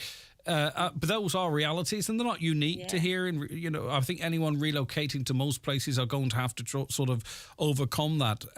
But can the council offer any signposting or guidance in relation to that? Yeah, no, look, absolutely. And look, there are challenges with housing. There's no doubt about that. But there's challenges everywhere. And I suppose, as you say, it's just that, you know, it's about overcoming a lot of these issues. Look, and I think in the next number of years, we will see new, you know, houses being built, and we'll see a lot of those issues hopefully being addressed. But look, I suppose what we want to do now is start telling that story. So look, we have information on our website, donegal.ie, and we're asking people to sign up. So we've actually had a really good response over the last number of days. We were just looking at the figures there this morning. So, and from all over the world, which is interesting, very, you know, in terms of our sign-ups. So we don't have really Donegal people, which is good, and that we're having people signing up from Dublin, from Dubai, from London, from Sydney, you know, all over the world, and they're interested in learning more about what's happening. So we will be keeping in touch with people through newsletters and you know, continually engaging with them when they sign up to our newsletter. But they can also get information on donegal.ie, where we have information in terms of you know, housing, in terms of how you access services. So we have a really good section on relocating and moving to the county. I mean, obviously, too, in terms of attracting and retaining business, you know, I'm sure businesses are looking to, you know, to see where the future is at in terms of the workforce. You know, there's a bigger picture here as well too about the development and growth of the county, or even maintaining where we're at here now.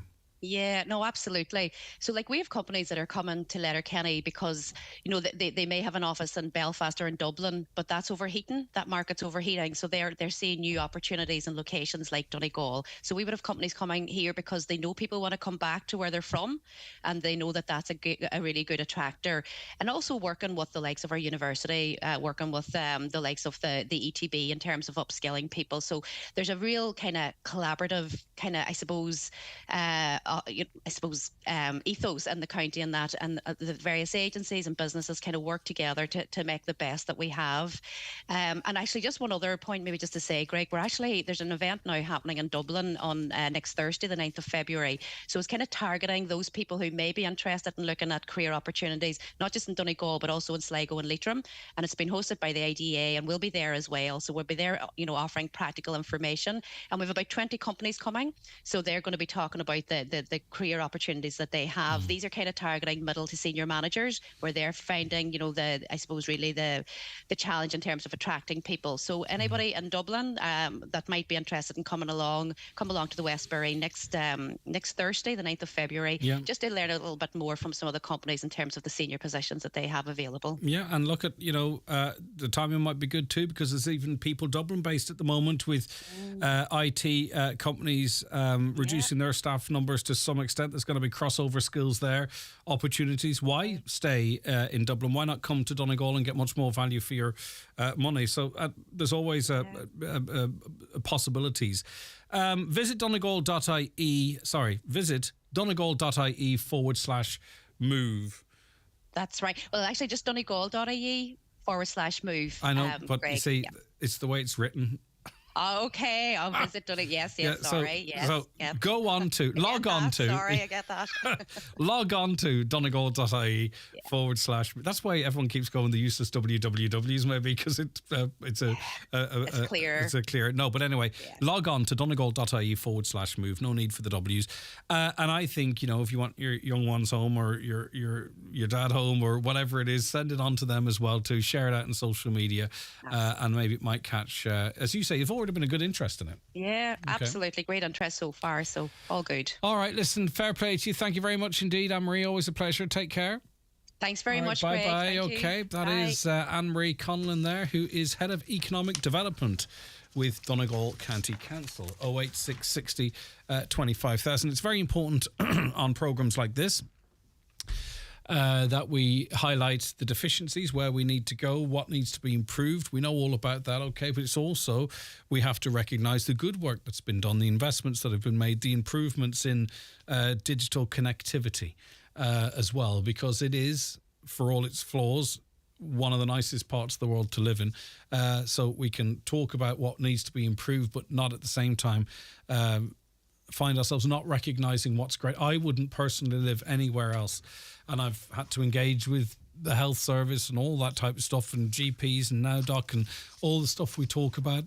Drive to Dublin or drive to Belfast, so I know all about the roads, but still I wouldn't be anywhere else, and I would strongly recommend people come here to live or return home to live. Right, do you agree, disagree? 08660 25,000, WhatsApps and text to that number, or give us a call on 07491 25,000. A quick call here from a listener to say, just wondering, did anyone not get their social welfare payments this morning? Apparently, An Post is to blame. They say there's a delay of about a day in processing payments. What about people dependent on this payment today? That's what welfare office in Longford told me this morning. Okay, so I'm not sure if you've experienced that delay. Apparently, payments will be made tomorrow, we're told, but still, a lot of people would just be waiting to get their money for today. I love the idea of this campaign, says a caller, but after watching my only 2 grandchildren head to Australia, can we not do more to keep them here in the first place? Yes, indeed, I get exactly what you're saying. And I referenced that a couple of weeks ago. It just seemed there was an awful lot of people taken to the skies for a new life. Okay, I think we can say good morning now to Nolene Gallagher, who's community radiographer with the HSC. Can you hear me, Nolene? Yes. Hi, good morning. Lovely to have you on the programme. Right. We're talking about a new state-of-the-art community X-ray facility opening in Letterkenny. Tell us what's available now and what's it replacing, or is this a new service altogether, Nolene? Well, firstly, we are delighted to announce the new Donegal Primary Care X-ray in Letterkenny. It became operational there on the 6th of January. I'm not sure if that many are aware of it yet. The facility is actually located just opposite the entrance to the emergency department at Letterkenny University Hospital. It's on the Kilmacrennan Road. Now, it's replacing as such a service that was already available in the hospital, but obviously the facility has been put in place to address the recommendations put forward in both the 2017 Sláinte Care report and also to facilitate the rollout of the Enhanced Community Care Programme. I'm sure you're all aware the Sláinte Care report had stated that one of the most significant obstacles to accessing timely diagnosis and care in Ireland was poor access to diagnostics for public patients. It did state that GPs needed direct access to radiology for all patients. This new facility actually brings to 5 the number of community X-ray sites that we have operating across the Donegal Community Health Network areas. It's actually providing a plain film X-ray. So obviously your CTs, MRIs, ultrasound, all of that still goes on within the acute services, but this is plain film access for the GP. So what might happen that I might find myself being here, for example? You know, are we referred there as patients of the GP and for what type of stuff?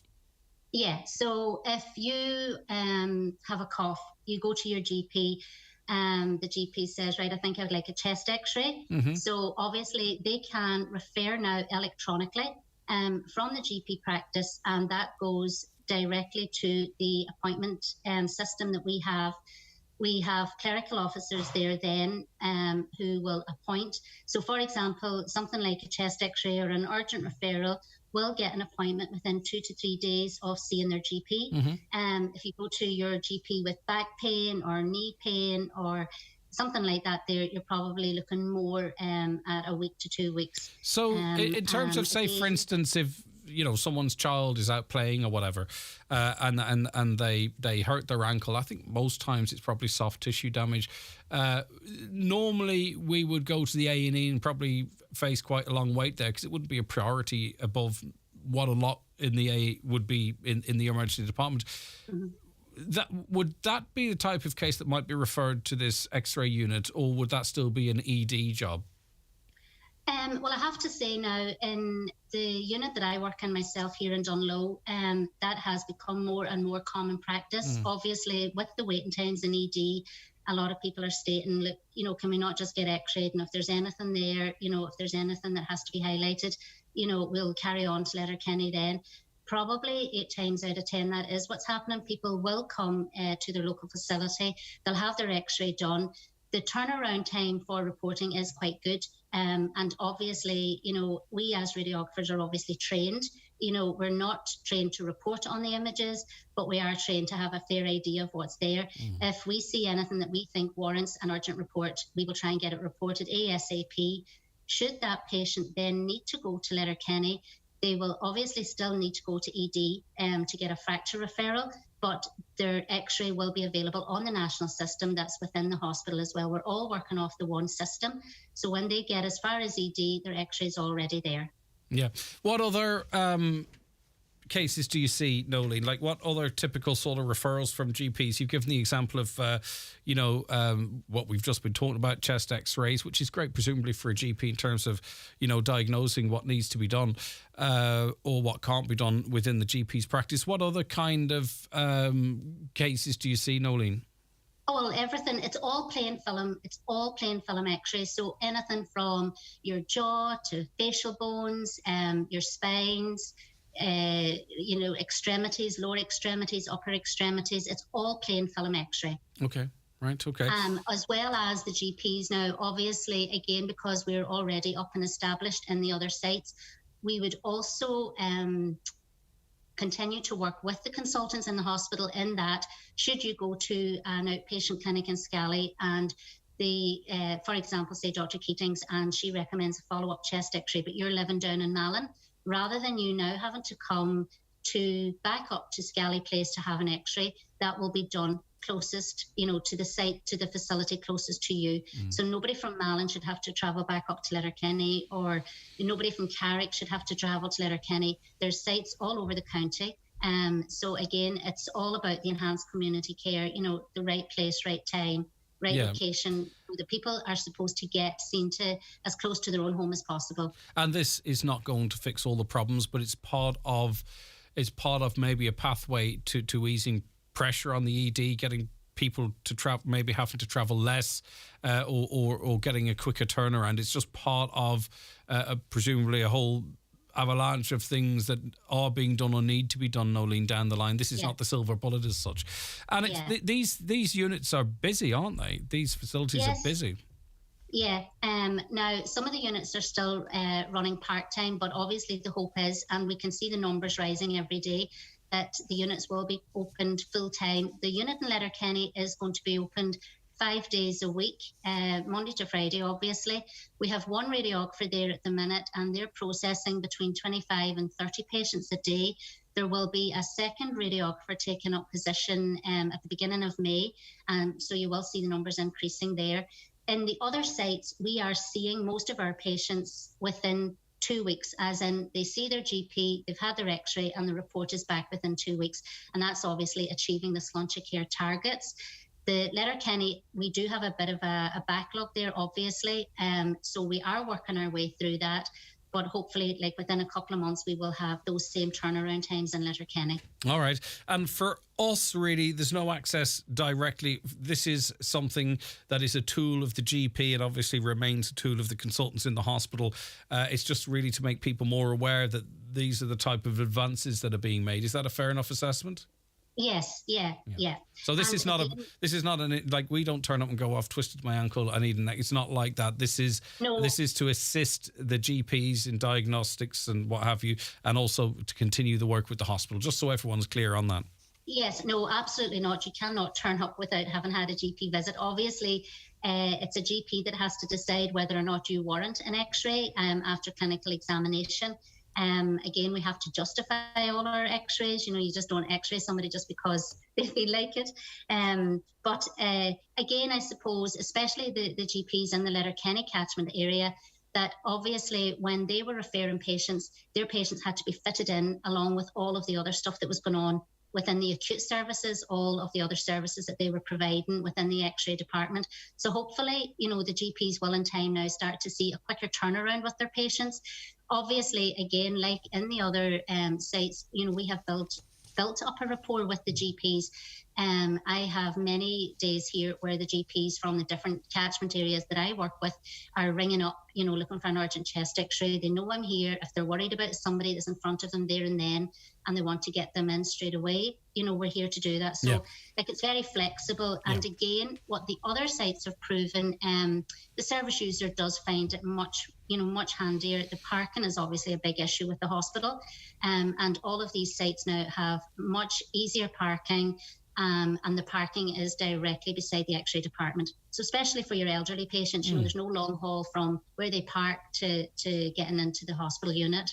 And they're not in that specific hospital environment as well, which I presume is they try their best. But this is especially for the other areas closer to home. All right, Nolene, listen, thanks for your time. Appreciate it. Sorry, well done. Can I just say one thing? Of course you can. Sorry, just before I go, I would just like to acknowledge, though, the significant support that was provided by our colleagues in the Letterkenny University Hospital, the general practice and the wider HSC management. They've all been instrumental in supporting the setup of this facility. And again, the LUH radiology team have been vital to the progression of the unit to this point. So just to acknowledge all of the help getting us to where we are today. Well done. Take care, Nolene.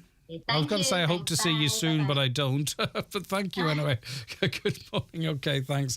Nolene Gallagher, community radiographer with HSC 08660 25,000. WhatsApps and texts. Letterkenny Shotokan Karate Club have a date for your diary. Saturday, the 11th of March at Letterkenny Community Centre. All students are invited. Class from 1 to 2 p.m. 2 p.m. to 2:30 p.m. Celebrating 45 years in karate with Letterkenny Shotokan Karate Club. Letterkenny's Lord Mayor will be in attendance. A cup of tea, maybe a bit of cake. See you all there. From John, okay? If that's something you'd be interested in. That's the info there. You can check out John Wilkie's Facebook page, presumably, where that's printed in full. Right. I'm going to take a break.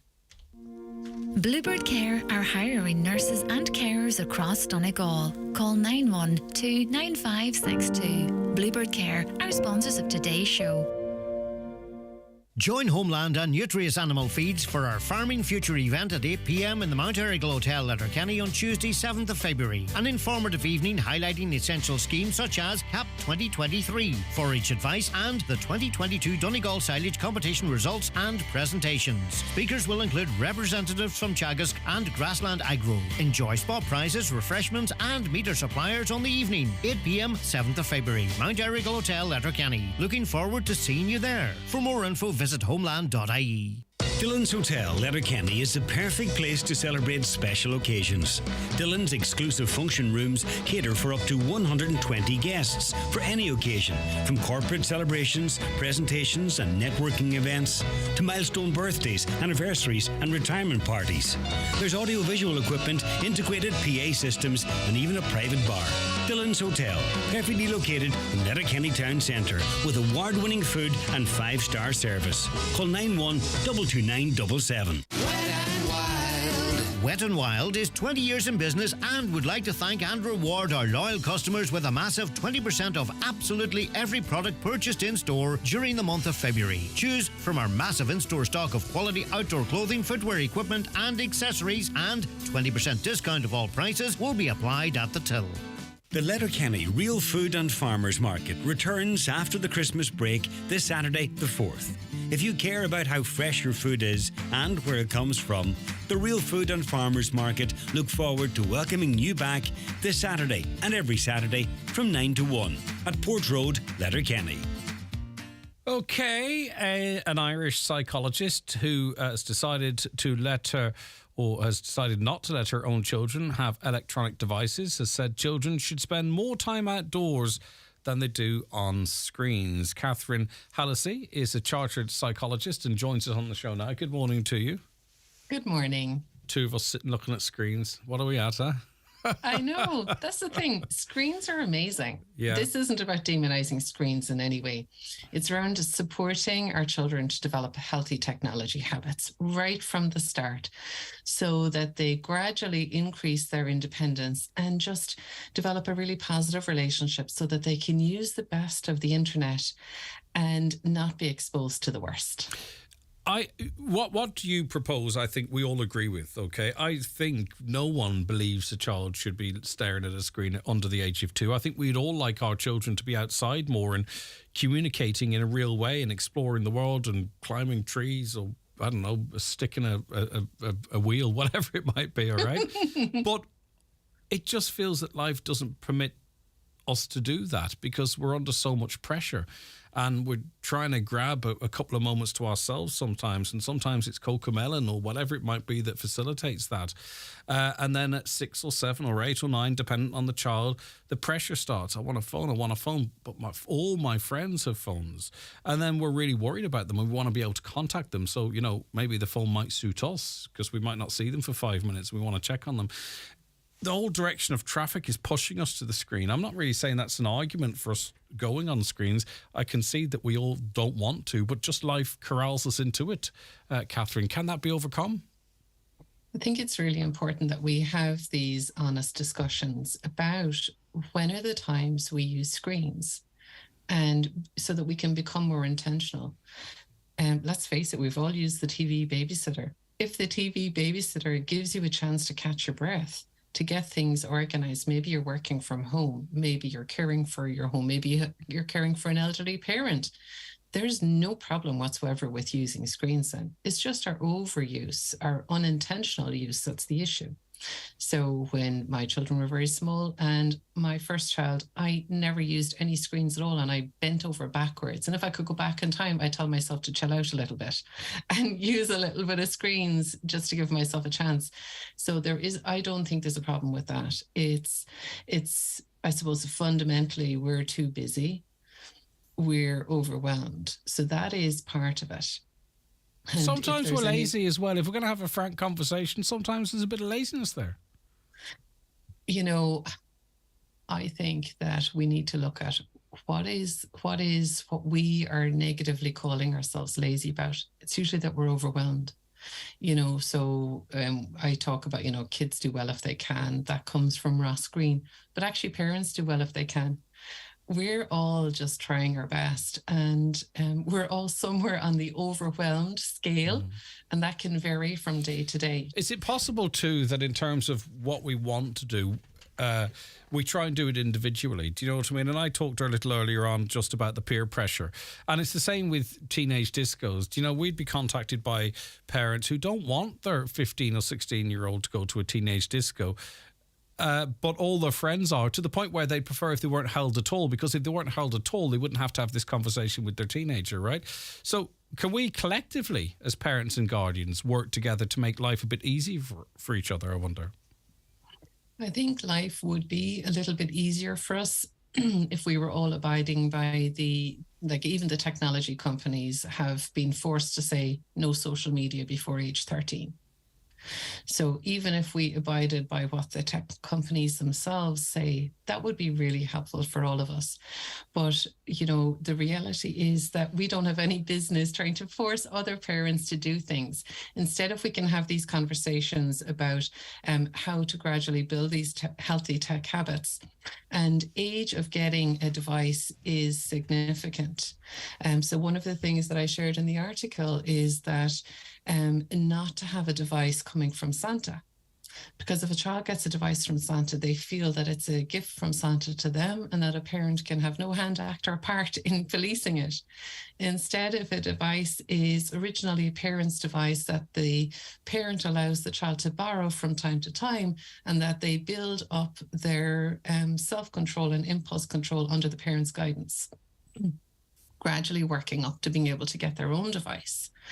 And, excuse me. Mm-hmm. And if they can build those skills over time, where we gradually increase the independence and then allow their behavior to guide if we need to roll back a little. So if you need to roll back a little, saying, look, your behavior is showing me that you need more support to develop healthy tech habits. So this is how I'm going to support you. So you're coming at it from a support rather than a control point of view. You know, you could view it as control, but instead of, we can also change our own mindset into support, and then also working with your child, teaching them about the addictive nature of these devices.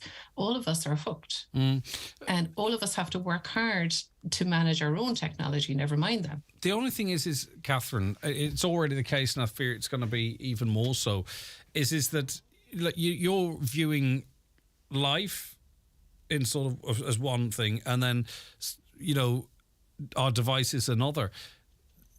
Life almost is completely integrated. The devices are almost completely integrated into our lives. I just think we've gone so far now.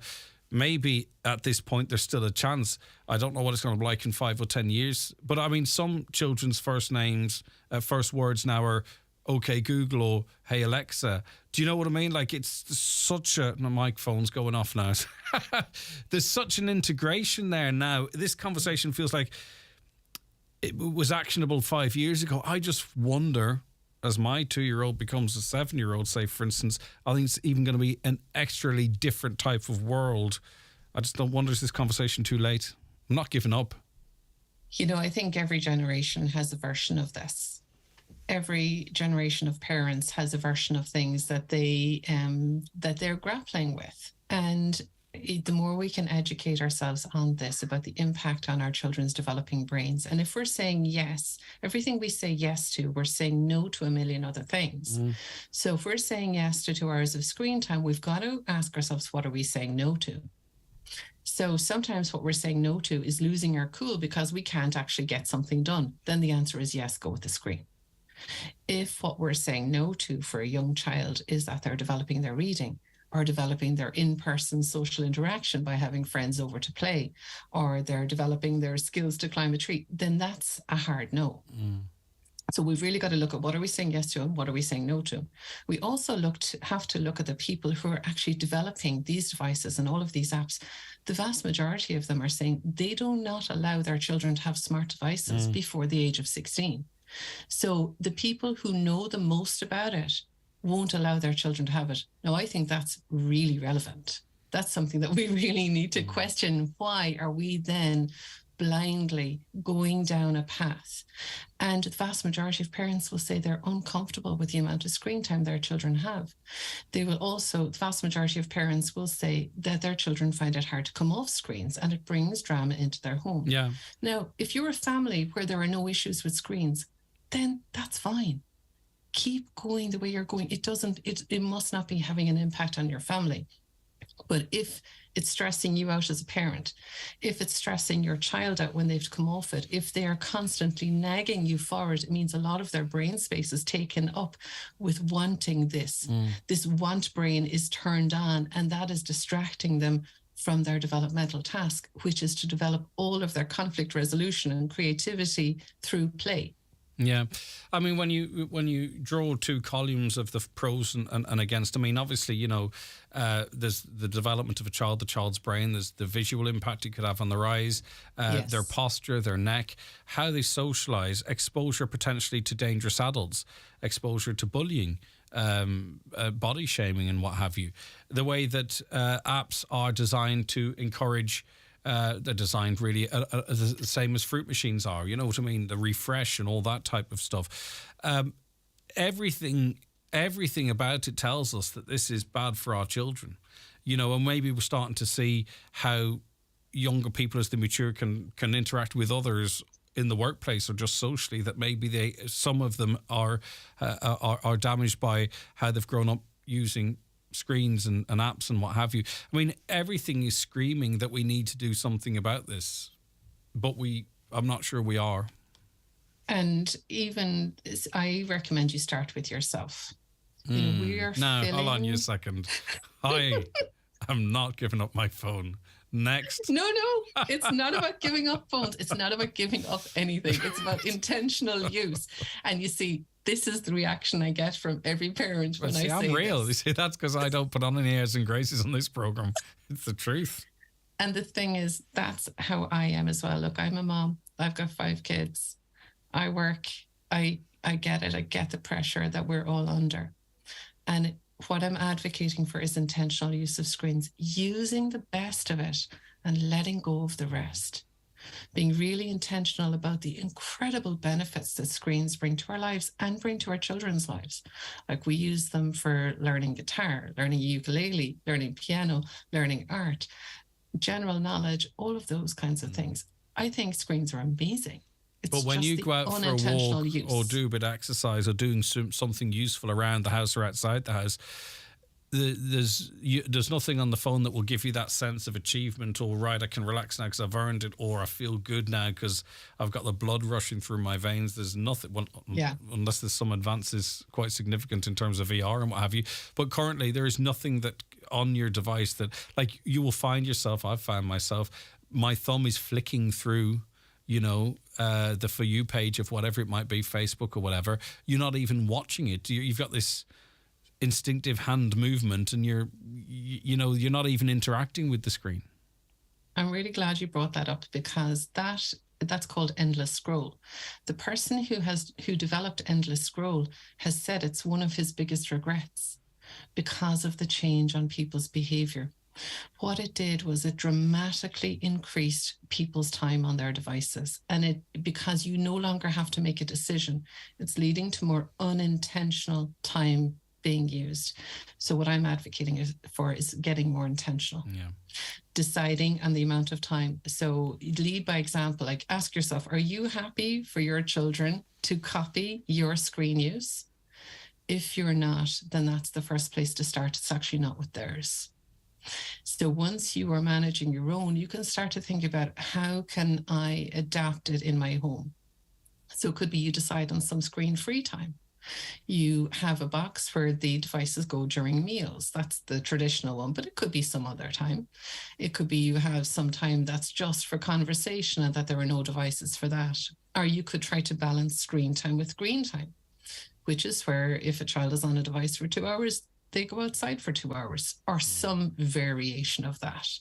So it's just trying to think about how can we have more of the good stuff in addition to What do you think of the headlines in the Daily Star? Because you sound so reasonable. Experts plea to ban kids from devices. Irish psychologist refuses to let her kids on electric devices. I was not quite expecting you to be so calm about all of this. Look, it would be different if I lived in a lab and had no children and didn't interact with anyone. I'm sure I'd be more definite about things. You talk about the endless. Yeah, you talk about the endless scrolling too. The refresh is it's an amazing thing that they've done. You pull down and it blasts you with a whole new type of thing. You try and exit TikTok twice, they'll throw a new video at you before you actually get out. It's amazing, and I'm not praising them, but it's fantastic because the amount of people that exited TikTok and a new video popped up and go, stuff it, I'll stay for this one, and they're there 10 minutes later. Like, it is ingenious what they're doing, but unfortunately it's incredibly damaging. So Catherine, when you sort of start that conversation about us as parents and guardians, that we need to look at our own behaviour, we can't ask necessarily of our children what we don't do ourselves, is that when you sort of see parents sit a bit further back in the chair a little bit and go, like I kind of joked about it a little earlier, but you know, can parents put their phones away for a couple of hours and sit around the table and have, you know, and have that family meal? It's a very challenging question. I think it's a really great proposition. Yeah. And these are the hard conversations that I think it's really important for us to have. You know, we can do all the hand wringing that we like and never take any action. I'm not in favor of that. I think we're too busy to be having endless conversations. We need to just take action. You identify something you want to work on and take one small tiny step. So I'm a big fan of taking tiny steps day after day.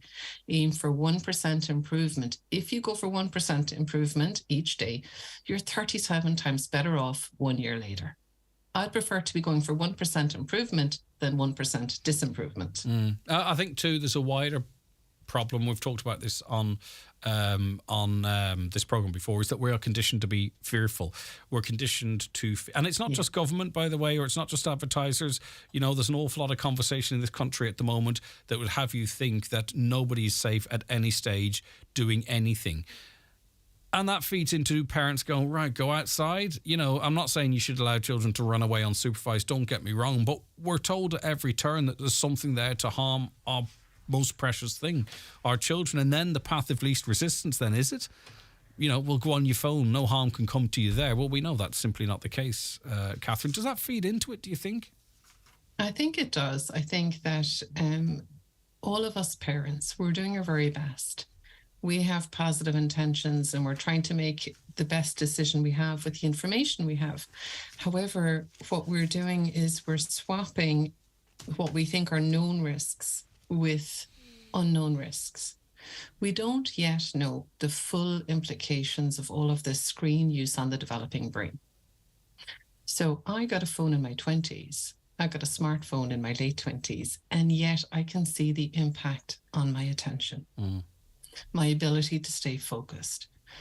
And that's quite profound when you consider our children are growing up with these devices. I think it's really important that we actually protect their attention as much as we protect them physically.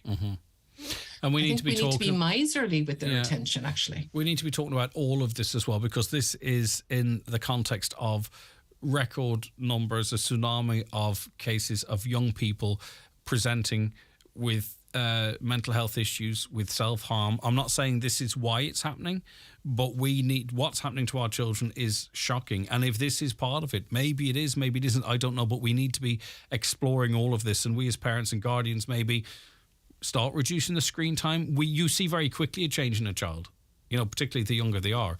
You know, so this is stuff that is actionable by us. We don't have to wait for nanny state to tell us things. And also, when we're talking about everyone's psychological well-being, their emotional mental health, there are things we know that protect that. Outside time, movement, connection, looking up at the sky and experiencing awe. All of these things are actually protective to mental health. So in a sense, we almost get distracted by saying our screens causing mental health issues. I think it's much more helpful to focus on, can we increase more of the good stuff that we know protects mental health? So in other words, sometimes it's what we're not doing rather than what we are doing. What are we saying no to? For every yes to a screen, that's 1,000 no's. So we've got to ask ourselves, what are we saying no to? And is that trade-off worth it? So it's not about no screens. It's about intentional use, really thinking about, does this add value? Because I can tell you, my kids learning piano, guitar, ukulele, art on screens, that adds value. Well, I put the ukulele in the bin. It's grand. Well, actually, if they learn it well, it actually sounds really good. Now, give me a tin whistle and I'm getting the earplugs. What about the bagpipes? You start an orchestra, ukulele, tin whistle and the bagpipes, and maybe a badly played triangle. No. Okay, right, it's food for thought for all of us, and the other stuff that children do that we can relate to more, it gives us an opportunity to talk to them and have a conversation, even if it's actually watching a TV program rather than actually, on the screen, whatever it might be. How was your day? What did you do? If 90% of that was scrolling through, where's the conversation? Where's the commonality there? It's a fascinating conversation, Catherine. I really appreciate your time this morning. Thank you so very much. And I do like the ukulele, by the way. I know the ukuleles are popular around here. Take care of yourself. Too, all right, bye-bye. Okay, that's Catherine Hallisey there, chartered psychologist. 086 60 25,000. Does any of that resonate to you? I know what Catherine's saying, and maybe I'm making excuses, but it's tough, isn't it? It's tough to sort of enforce some of what we're talking about. It really is. Because then as well, you'd be afraid almost at this stage as well that it could have a negative impact on their mental well-being if we were to take their screen time away from them. That's the kind of challenges of modern day life now, it seems. The 9 till Noon Show with Bluebird Care, providing home care services for all ages in Donegal. Visit bluebirdcare.ie and bring care home. You may think you know driving, but you don't know Nissan e-Power. An electric motor that brings you the performance and response on the road that you demand, charged by a petrol engine as you drive. The thrill and economy of electric driving without ever having to plug in. And it's exclusive to Nissan. Who said you have to plug in to drive electric? Find the drive you've been looking for with e-Power, now available in the new Nissan Qashqai, a unique electrifying experience now unplugged. Nissan, innovation that excites. St. Bridget, you legend. Original Irish rebel icon. This bank holiday, Centra celebrates you and every one of Ireland's modern day Bridgets. The Irish women who rock our world. Irish mammies, sisters from other misters. The Ashlings, the Stunhuns, Girl Squads and teammates. The fight for what's righters and the stay out all-nighters. Legends all, this bank holiday is about you. So pop into Centra and pick up whatever you need for you and your crew. Centra. Live every day. Guess what? What? Larkins of New Mills are offering an early bird special for only $6.95 Monday to Friday from 12 p.m. to 4 p.m. A full menu is available 7 days per week along with daily lunch specials. Call in anytime to Larkins of New Mills or phone 074 9126 679 and let our family look after yours.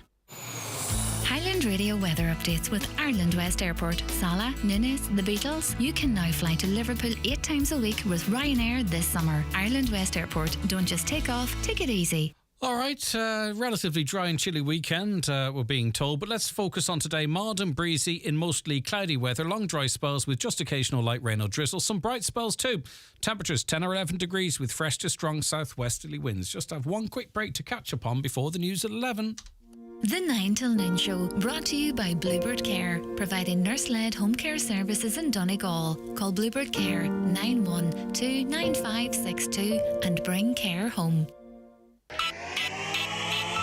Are you building, moving or renovating in 2023? Think Irwin's Expert Electrical for all your home appliances, big and small. With our layaway service, you can secure your products now with a deposit until you're ready to collect or have them delivered. Irwin Expert Electrical, Letterkenny and Buncrana.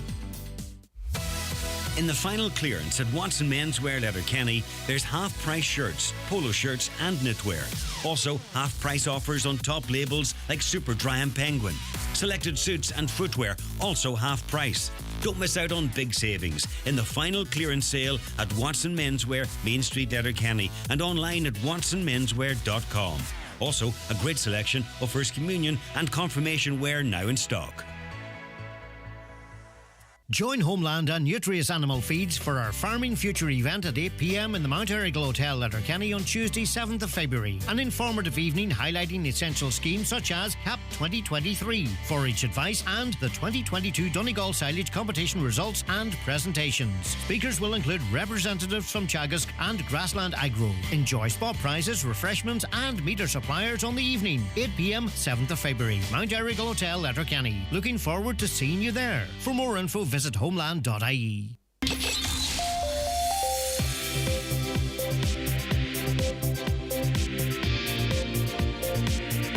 The county's #1 talk show, The 9 till Noon Show on Highland Radio. Okay, it is 11 o'clock. It's time to get a news update. Let's say good morning now to Michaela Clark.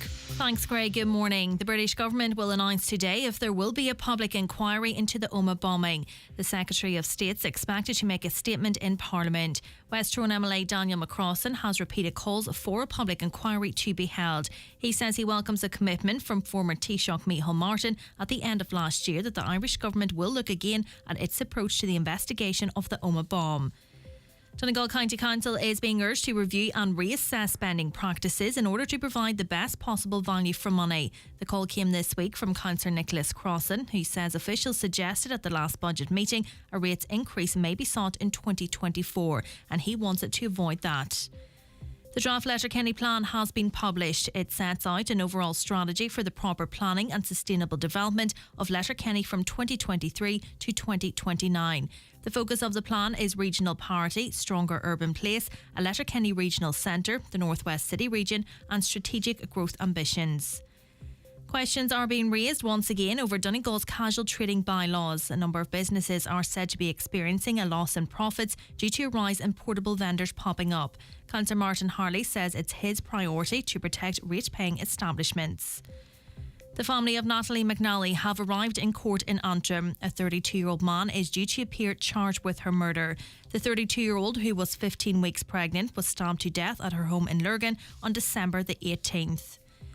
Burst water mains are affecting parts of Inishowen today. Supply disruptions are being experienced in Dunross, Culdaff, Glackmore, Ocht, Dronskellan, Quigley's Point and surrounding areas.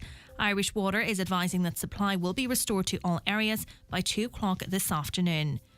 And Donegal County Council have been approved to appoint a biodiversity officer. The position is expected to be filled by September of this year. Those are the latest headlines. We'll be back with an update at 12 noon. Thanks, Michaela. As long as the main lunchtime news, then. It's what? That was as long as the main lunchtime news. Well, it gives people a break from listening to you. I'm getting out of here. I'm going to lose that fight.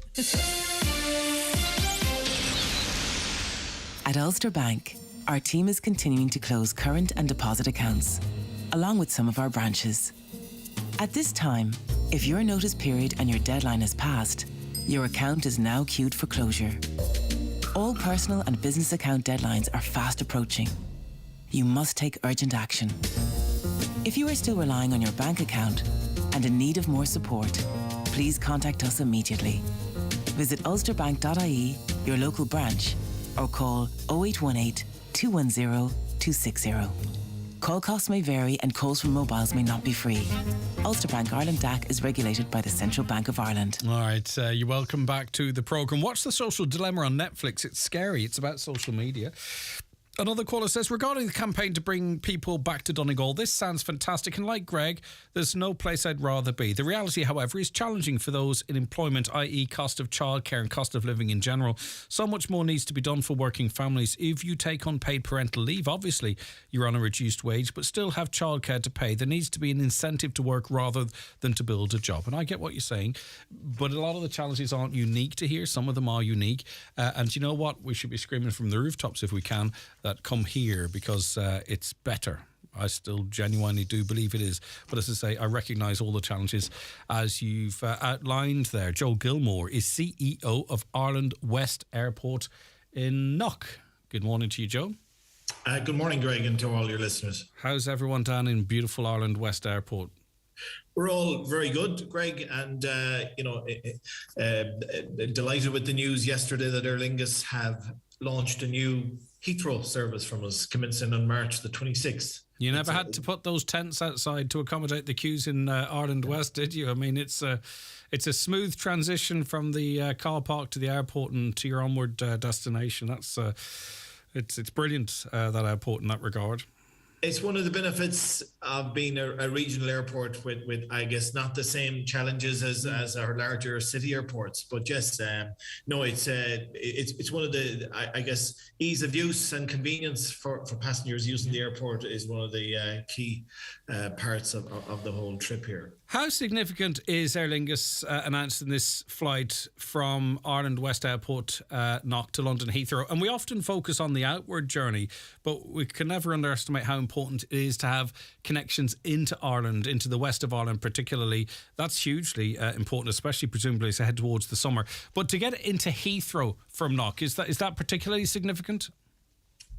I tell you, I'm not being smart now, but we're certainly going to find out shortly. In the airport's 37-year history, probably top of the list in terms of priorities has been to have connectivity into an international major hub.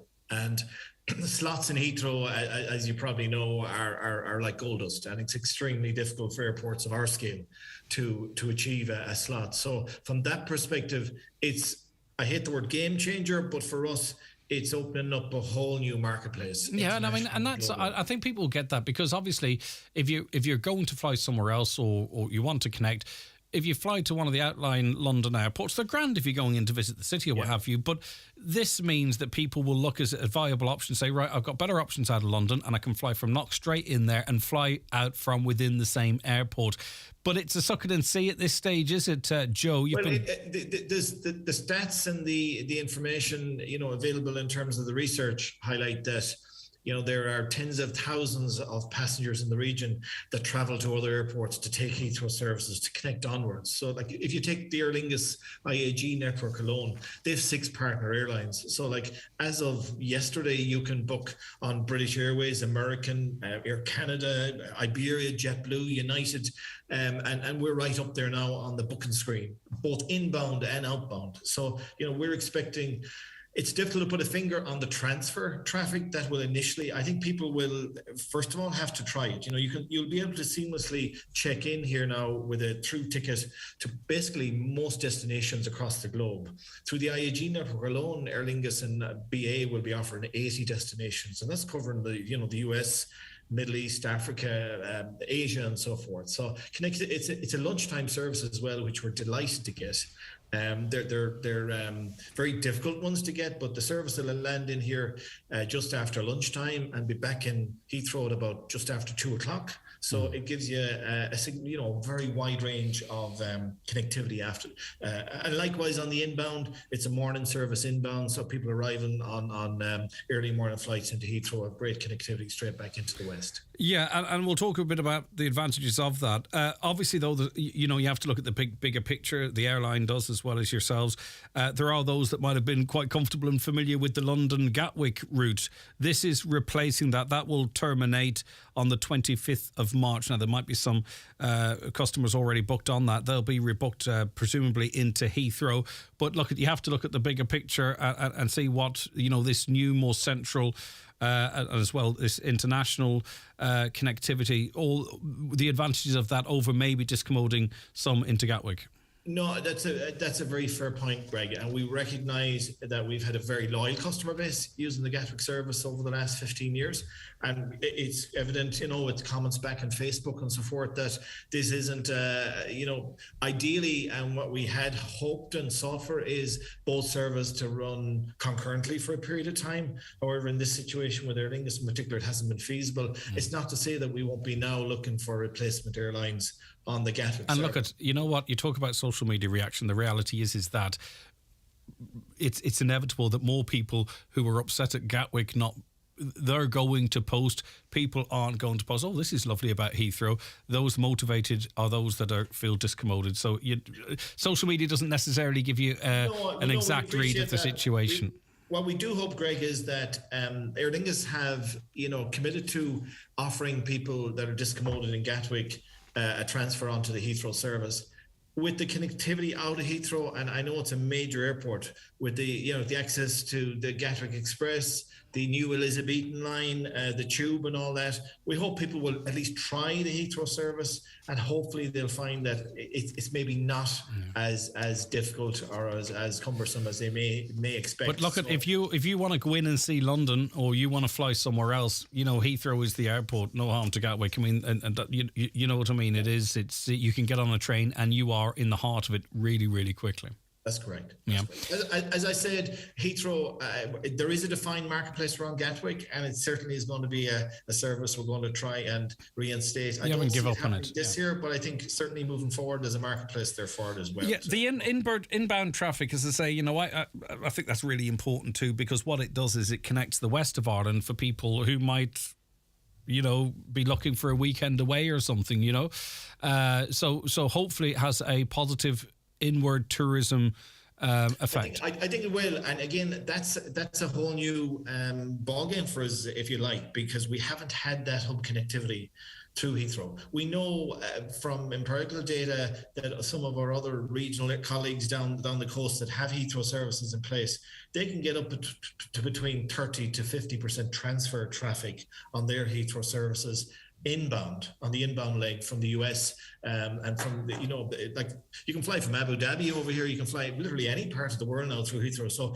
it's going to be very exciting for us to see the spread of traffic. The challenge we have, and just it will be a call out to the community across your region, and particularly businesses. We are acutely aware, and the business community have always sought a Heathrow service in terms of hub connectivity. We'd ask them to take a serious look at this service now, because it's in place, it's a daily service. We really want it to be a tremendous success. Heathrow slots are extremely difficult to get, and even more difficult to hold on to. And Aer Lingus will be looking at the capacity on the flight as well too. They're a business; exactly. They have to make calls. Use it. It's not quite use it or lose it, but it sounds to me we're in that space that you want this to be a success. Look at it. I won't pull any punches with it. They're very prized slots to get, and we are delighted to get it, and we have fought hard to get it. So look, we're very confident it'll work, but I'm just throwing it out to the business community that do support the airport in every way they can, and I'm sure they will. I just have to say, finally, Greg, not to forget those. We already have, on a Friday here now for the summer, we'll have up to 5 London services a day between double dailies on Stansted and on Luton as well, in addition to the Heathrow. So I know your customer or your listener base is well aware of the routes, but we're trying to offer as much variety and options as possible. You don't have to sugarcoat it. Unadulterated plugs are grand. It's all right, Joe. You're on. Push it. All right, check out. Listen, thank you very much. Yeah, check it out and see if it suits you. Bye-bye. All right, take care of yourself. Thank you very much, Joe Gilmore, CEO of Ireland West Airport at Knox. Hopefully that's good. Yeah, it's good news, I suppose, in terms of connectivity into the region. But hopefully it's good news for. I've just been handed this, by the way. Does Joe see any end date for the €10 departure charge at the airport? I've asked that a couple of times. I think people see that that is in situ. It is the airport development charge, ongoing development, and they'd probably point to the retarmacking of the runway and all that type of stuff recently to justify that. It's funny. It is a thing. It is a thing that bothers people. They don't mind how much a breakfast might cost or this, that and thon, but that €10 charge rubs some people up the wrong way. Right, okay. I think it's great to encourage people to return home. However, I hope they bring totally realistic and honest when people inquire. I moved home 14 years ago and it was a totally different story for me. This was everything from getting insured to buying a house. Don't get me wrong. Spending time with family is fabulous and the scenery is breathtaking, and there is nowhere nice on earth But my quality of life is desperate here compared to living abroad. I bought a Mica house and I'm only waiting till the scheme gets going so I can get a house fixed and sell it so I can move away again. Ireland's so much different to what I was led to believe, and living here is tough, and you've had it tough. You know, I mean, I presume you put everything into that house as well. It's just a big slap in the face from life, isn't it? So I fully get where you're talking from. Right, okay.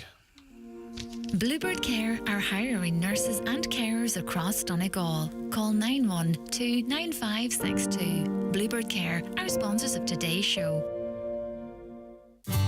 Shrink your bill at Dunnes Stores with 20% off wine and champagne. Try our new cook-at-home meals. Choose any main like sage and lemon stuffed Irish chicken supreme. And 2 sides like cauliflower cheese or potato croquettes for just €10. Then save again at the till with our 5 off 25 grocery vouchers. Dunnes Stores, always better value. Terms and conditions apply. Voucher can be used to next in-store grocery shop of €25 or more. Voucher excludes alcohol. Please drink sensibly. At Electric Ireland, we're committed to helping our customers whenever they need it. That's why we've created our Customer Support Hub to keep you informed and up to date on the services and resources available to you.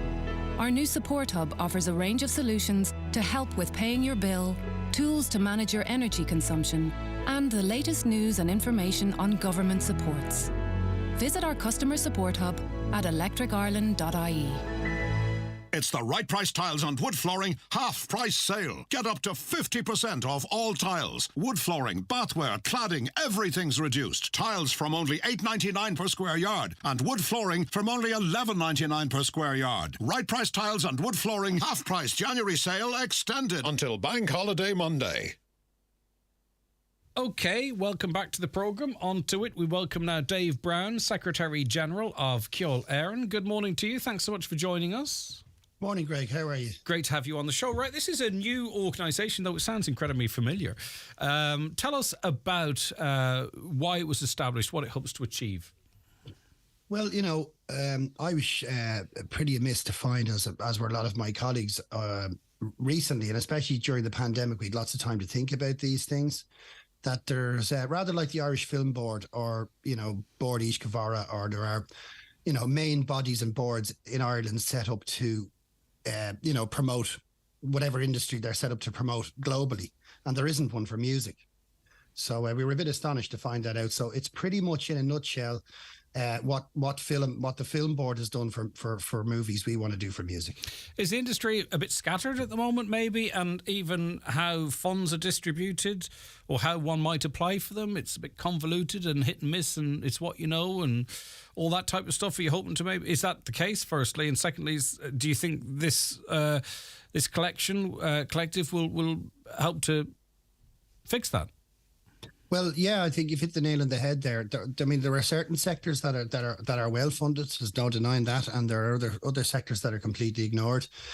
Look, and just to be clear, Greg, it's not a union. It's not a musicians' union. It's literally we're going to, an official body that's set up to represent the music industry as a whole, the Irish music industry, both here and abroad. So for example, rather like the GAA takes young people up through the ranks and all that, young bands come up in Ireland, especially in contemporary music now, radio friendly, now that's not to say we're not open to all genres of music, we are, but Irish music as a whole, and we've been punching above our weight for years in this regard in Ireland, is not really represented globally or in other countries, whereas a lot of other territories are. For example, UK music in England is designed to promote and do just that, sell UK music globally.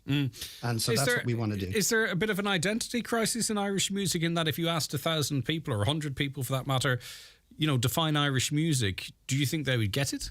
Do you think they might say Irish music is either Nathan Carter or, some other big pop act? Do you know what I mean? Like, do you think they would understand when we talk about Irish music what Irish music actually is? I mean, I'm not saying they aren't Irish music, by the way, but I just wonder if everyone gets really, what it is. Well, that is true. You know, and obviously we'll have hurdles we have to overcome. But I genuinely feel that, you know, if you have, for example, again, a young band coming up in Ireland that are really, really good, a radio friendly, let's say, pop rock band, you know, there's very little they can do in Ireland and they've very little access to proper information and proper funding, for that matter, and. You know, then as a consequence, we don't export it very well. So to answer your question, I know what you mean. I mean, and I have colleagues that would say, look, there's more to Irish music than whiskey in the jar, you know. But I think also too, I agree what you're talking about exporting, but we have to fix the problems that are in here as well. I think we do a good job here, but we're always trying to improve in terms of supporting Irish music. But some of it's a box-ticking exercise. You take Dermot Kennedy off the playlist nationally, right, and the amount of Irish music played is close to zero, right? He's doing all the heavy lifting in terms of... But you could say, oh, look, we're playing such and such a percentage of Irish music. Take Dermot Kennedy off your playlist and don't, but take him off the playlist and there's very little else there. They might throw in a token urban group or something or whatever, but in reality, there is not the support internally for all different types, but maybe particularly that contemporary pop rock radio friendly Irish music. Programmers are afraid to take a chance on it, I think, because they're always looking at the next set of numbers.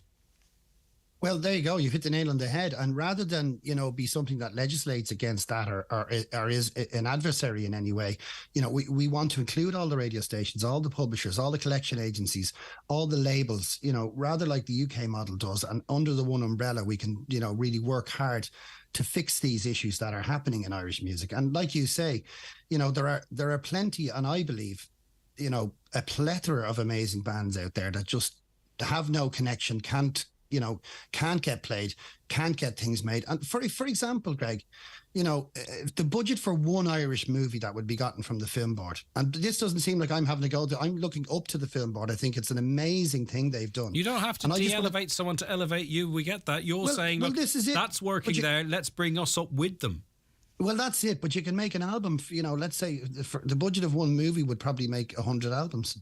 You know, albums are not as expensive to make nowadays as they used to be, which is the upside of the technology end of what's happened to our industry. But the downside of that is, you know, it's very, very hard to monetize your record once you've made it. And that's another massive thing that we want to address is the monetization of artists. And I don't mean, you know, people have to reach into their pockets and pay more. I just think that if the systems are slightly changed, and we have plans to do that, you can monetize the actual creator of that art better in a way that enables them to make more art in the future, which essentially is what we want to happen. And move more people into doing things as a passion and doing it as a living too, presumably. You talked about a UK model. What about a French model? I'm not going to keep harking on about the radio play side of things, but what about a French model whereby part of the licensing scheme, if I read it correctly, is that a percentage of music is... You know, if people are a bit nervous to give music a try, you know, legislate for them to have a certain amount of their playlist having to be, you know, Irish music. Is that... I mean, obviously you're trying the carrot, but maybe the carrot's been tried and it's stick time. Well, yeah, we're well spotted there, Greg, as I've said that in the past. I do believe more in the carrot than the stick approach. You know, I do believe in that primarily. However, what I would say to you is it's my understanding that radio licenses in Ireland have that stipulation already that they must play, you know, 30% Irish music. Now, is that the spirit of the law or the letter of the law? So if we were to say, and again, radio stations, I'm not picking on radio stations either, because a lot of them have, you know, Irish radio shows, the Irish Hour, all of that kind of thing, which is great. But, you know, we have such, sorry, to answer your question about the French model, it's slightly different to ours, because what they're claiming is that a certain percentage of their radio play must be in their own language because they're French. So in other words, a radio station can't come on and just play American music all day. But it has the same effect. But I understand what you're saying. It is so that's what I mean. So, but in Ireland, you know, we, as I said, we punch well above our weight, and we create really global, you know, world-beating radio records too, as well as all the other stuff that we do. And it just seems to be a massive loss as to how to get these bands through, get them funded, get them out there, and have a robust, you know, Indigenous industry here, like you say, Greg, that gets them played, that gets them paid, and enables them to keep doing what they're doing. Well, we can kind of get an insight, I think, into the sort of attitude of the state in relation to this, because during or post-COVID or whatever it was, there was a significant round of funding put out towards to support Irish music. I looked down through it, and all the names I expected to see there were there. And then some names that you would expect to see weren't there. Like, do you have a good recollection of that? Do you think that there was a good spread of that money that recognised that the powers that be understand the music industry?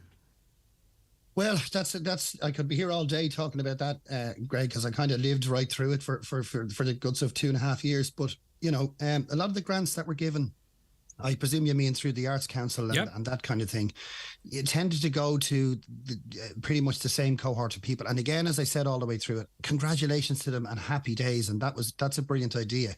And a grant that's given, for example, okay, you want to go make a record, there's whatever, 8 or 10 grand to go and do that. And then once you've done it, what happens after that?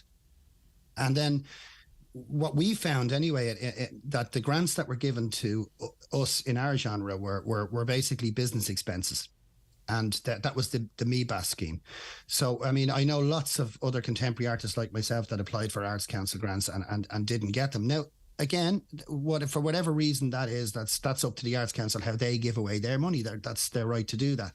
But it would be disingenuous to think that the Arts Council support every genre of music. But the reason why I asked the question is because... nor should they be able to. But the reason I asked that question is because that scheme and where the money went does give us an insight into where we're at and maybe where we need to go. It's not a criticism necessarily of the Arts Council, and every day's a learning day. And I presume the role of Ceol Éireann will be to sort of maybe try and change those attitudes and what have you. I'm not saying there was any malice in it, but it just is an indication of maybe where we're at and where we need to be. And I think it's really important too for bands to, I'm not sure how how many top quality artists we could sustain in Ireland. Part of success is going to be for them to spread their wings, but we as a nation have to be giving them every opportunity to do so by backing them here. Well, that's it, Greg. You've hit it in a nutshell right there. So you nurture the stuff at home as far as you can get it, and have processes in place where they can monetize their music. Like, streaming is a massive issue. It's a massive issue. And if it's going to be a case of, well, we have to change it on a European level, well, then we have to be, have enough teeth to go and do that, because it's not correct the way it is. And anybody will tell you that it doesn't work right.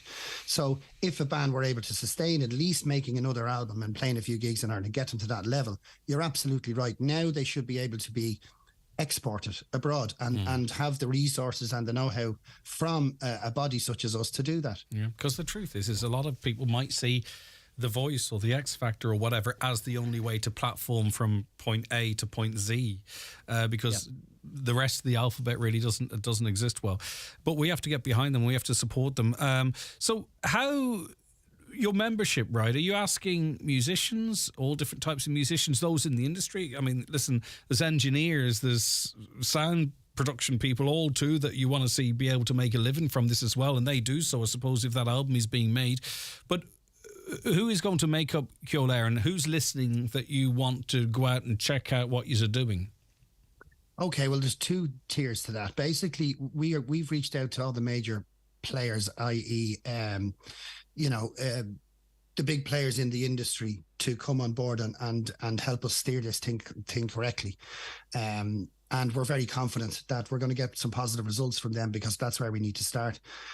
Membership, at the moment, we're only asking people to register their support. So they can go to ceoléireann.ie and they can register there. It doesn't cost anything, but it's just register your support, because the more numbers we have, the easier our job is going to be. And that can be an engineer, it can be a pub owner, promoter, publisher, musician, any kind of musician, just anybody that wants to come and register to support for the time being. And then as the organization progresses and develops, a larger role will be played by the registrants, as it were. And finally, I don't want to be negative, and maybe I'll try and be positive after this question. There's some people, particularly around our part of the world here in the Northwest, that have reputations for bringing on new talent, for giving them a platform, for seeing that there needs to be another generation coming through and use their stage to give them their opportunity.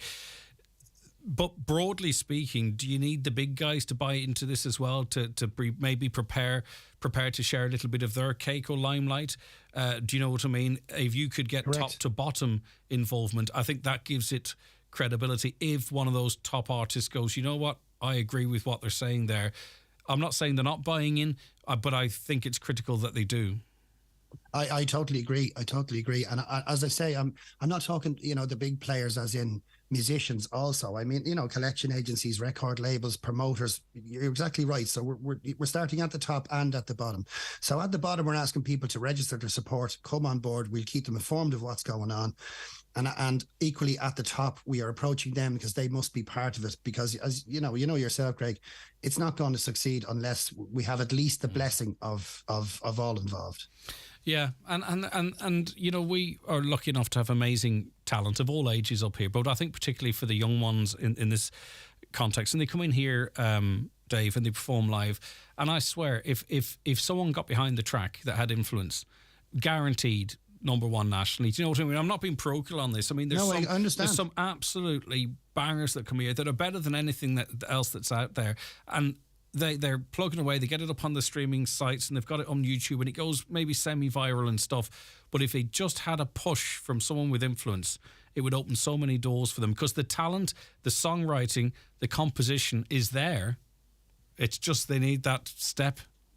Well, nobody better than you, Greg. There you go. Anecdotally, that's your experience. You deal with this every day. You see people coming that are brilliant, and they just what can be done for them. There's no access to funding.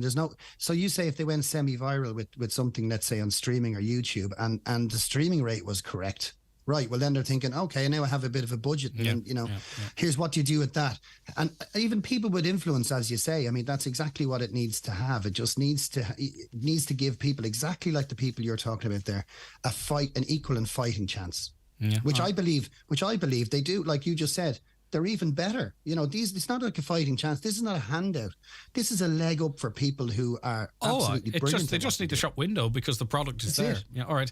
Okay, Dave, where do people go to check out more? To sign in the first instance to say, right, okay, there's something here. I think we could do something as a collective here. As you say, it's not a union. It's a collective of collection of like-minded individuals. Where do people go? It's www.kyoleireann.ie. And you can just the register now badge is on the homepage. All right, good luck to you. Well done. Thanks very much for having me on, Greg. I appreciate it. Thank you. Oh, thank you. 086 60 25,000 WhatsApps and texts to that number, or call an 07491 25,000. Watch the show live now on YouTube, Facebook, and at highlandradio.com. The 9 till Noon Show with Bluebird Care, providing home care services for all ages in Donegal. Visit bluebirdcare.ie and bring care home. If you're having trouble paying your energy bills, keep listening. But more importantly, keep talking. Because your energy supplier won't disconnect you as long as you engage with them. If you're facing difficulty paying your energy bills, suppliers have to offer you repayment options. Talk to your supplier or find out more at cru.ie. Here to shed light on your energy rights. Brought to you by the Commission for Regulation of Utilities. Century Complex is now serving pizza in our new and improved Bidas Corner bar. We have a wide range of delicious pizza options available. Call us on 074 9121976 to book your table. And don't forget, Century Cinemas is located just across the car park. Check out centurycinemas.ie for movie times and tickets. Connect Hearing is open for free hearing tests. Our audiologist is available Monday to Friday for wax removal services at our Letterkenny Clinic in the Courtyard Shopping Centre. We also offer a home visit for those who aren't able to visit us. Our hearing is our social sense. Are you finding hearing more of a challenge? Call Ursula today on 07491 13296 to make an appointment. Good hearing helps us to connect to our family, friends and loved ones. Connect Hearing, connecting you to life.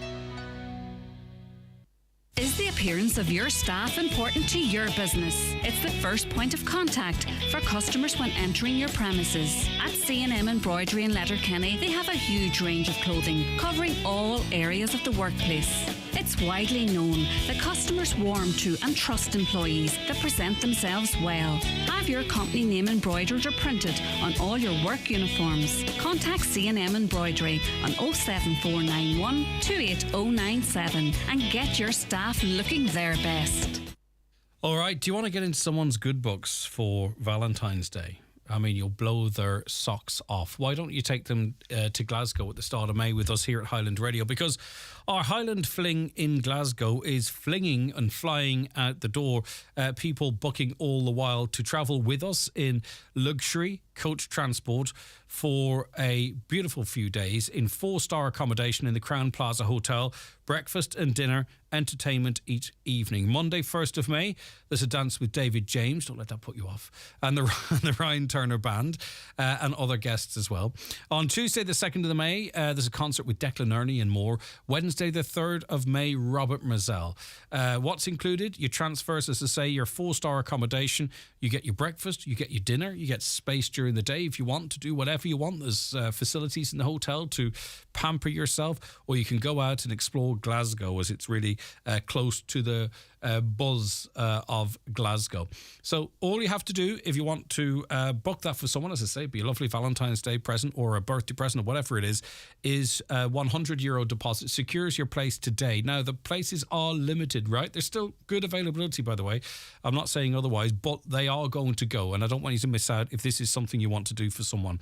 The trip itself is €575 per person sharing, but that's all in terms of your travel, breakfast and dinner, and your accommodation and all the entertainment. As I say, Monday night's going to be great with David and the Ryan Turner Band. Tuesday, Declan Ernie and more. Wednesday, Robert Mazel. Then there's going to be sessions in the bars and loads of fun. If you've been on these trips before, you know what they're like. If you haven't, you'll make friends for life as well. And you'll get to enjoy the company of the Highland team as well. So you can pay €100 today to secure a place for yourself, for another person, the two of you, and then pay in if you wish up until departure date or a time beforehand, and you've it to look forward to. So if you want more details or to reserve your place before they are gone, get in touch with us here, 074 91 25,000, 074 91 25,000. Right, now, we've heard similar calls on this programme before to this, but this is somewhat different, and it comes from Nancy Creedon, a canine behavioural expert. Good morning to you, Nancy. Good morning, Greg. Thank you for joining us. We should know, I suppose, us humans are incredibly complex, aren't we? We are all different. We certain things make us happy, other things make us angry. Some of us can control our tempers. Some of us may snap only once in our lifetime. Others find it difficult to control our temper. Yet we don't really, I think a lot of us, maybe even dog owners, don't really look at dogs and think, well, you know what? Maybe they're like humans. Maybe, they have behavioural changes. Yeah, you're spot on. And you know what? It's almost as though there's zero tolerance for dogs to feel any sort of emotion other than to be the perfect family pet.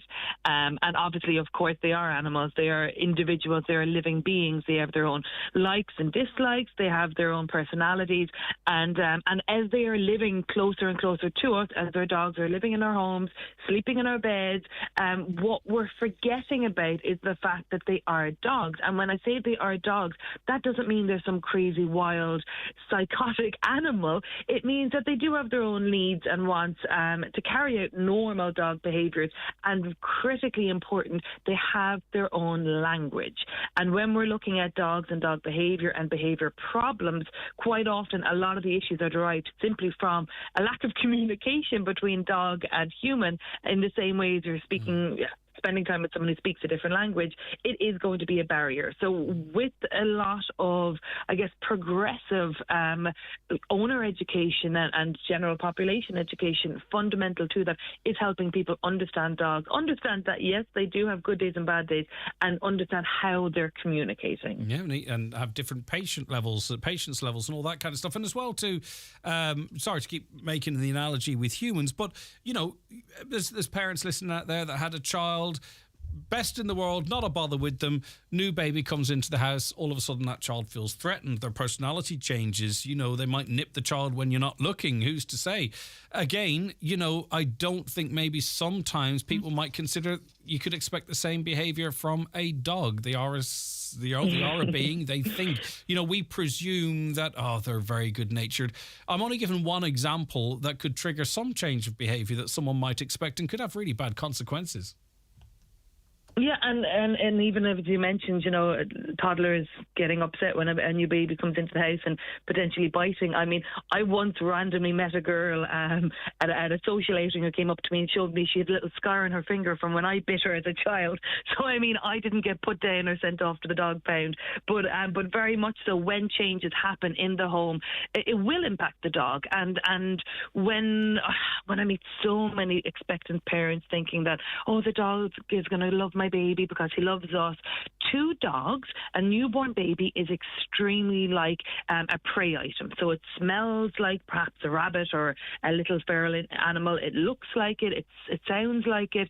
And failing to prepare is preparing to fail when it comes to newborn babies and bringing dogs home. And we can't presume sorry, Nancy, we'll get onto that too, but I just want to add something else onto that. And you can correct me if I'm wrong too. We presume that it looks at it as simply a little version of us. I mean, we don't know what a dog looks at a baby as. Exactly. Now, where life would be utopia would be if all young puppies were socialised around newborn babies and young babies, and then if during that puppy period where true socialisation is occurring, if they built relationships insofar as knew how to interact with little babies and children at that age, then yes, as adult dogs, they would continue to know that that is kind of one of those things that I live with. That's not a toy. That's not a wild animal. However, when you have an adult dog and you bring home the baby, initially, if you've not prepped, it is a strange, scary, and potentially play item as well. So what I've made is a free online course called Is Your Dog Expecting Your Baby? And it's free of charge on credanscollege.ie, but it's filled with every single thing you need to do, probably from around the second trimester, to start getting your dog prepped. And what it is it's clearing up the misunderstandings, it's dispelling the myths that are out there, and it's my attempt to stop people from getting the wrong information. I'm forever seeing people bringing newborn babies home and putting the car seat on the floor, or the dog's jumping up on the couch beside the baby, or the dog's face is right on top of the newborn baby. And for all I can picture is that baby will give out a squeal and the dog will do exactly what it would do to a squeaky toy. And that does happen. We've had, as we know, our own fatality here in Ireland of the little newborn baby in 2021. We've had 2 fatalities of little newborn babies in the UK. One was killed by Jack Russell, one killed by a little Patterdale Terrier. So newborn babies, regardless of the size of the dog, newborn babies are very much at risk if you don't do your prep work. Not to mention as well, dogs eat poo, lick the poo off themselves.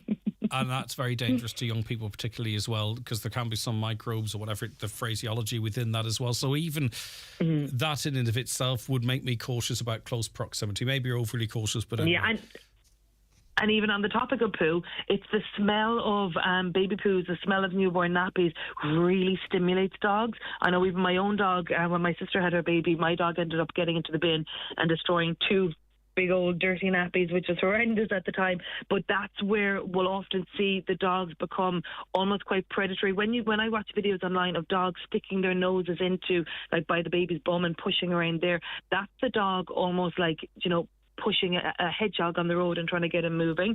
So all these subtle signs that people are missing. The thing is, like, what I would love to see is mandatory tests and assessments before you get a dog license. And it's not because I'm saying that, you know, the people of Ireland are clueless when it comes to the dogs.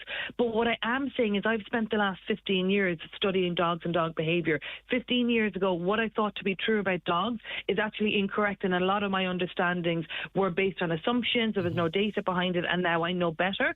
And all I want to do is help people know better when it comes to understanding their dogs and their dog's behaviour, and when there's potential bite risks, just to keep everybody safe. Yeah, you know, that's my agenda. I mean, I know it's been characterised as sort of like a theory test, but look at, you know, because of cars are dangerous, right? But cars are fantastic as well.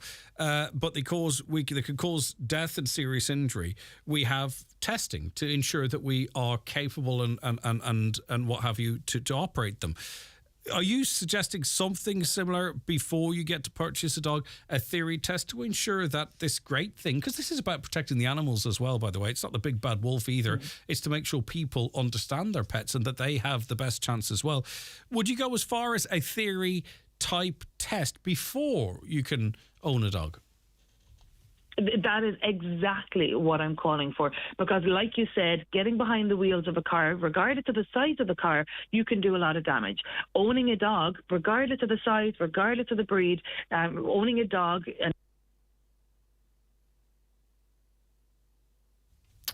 Okay, the phone line's dropped there. It will come back, though. Scheme. It doesn't have to be expensive. It can be included in the licensing fee. It can be run through the current driving theory tests as well, and it will cover all of the information that I'm regularly teaching to dog owners, and the dog owners walk out the door saying, wow, I never knew that. Now I understand my dog so much better. And that knowledge changes completely how you work with your dog. And with that knowledge, by default, you're just going to understand your dog better. You're going to spot signs of warning signs a lot quicker, and your dog will be much happier. The owners will be much happier. And if you go in and you do your theory test and you knew all that information already, then happy days, you know? So if you think you know all you know about dogs and that you are a dog expert, then, you know, put your money where your mouth is, sit down and get your pens out and do the exam. It wouldn't be something that would be set out to trick people. It's set out to educate. It's all about education and science-based education, because between the TikToks and the Instagrams and the unqualified quote-unquote dog trainers that are popping up everywhere, there's a lot of bad information is coming back into the dog owning population that was gone over the last 10-15 years. We were getting really good at making sure that people were using, you know, positive reinforcement based training, science-based training, understanding the dog's body language and so on. But now, because there's such a growing number of dogs, there's a big demand for any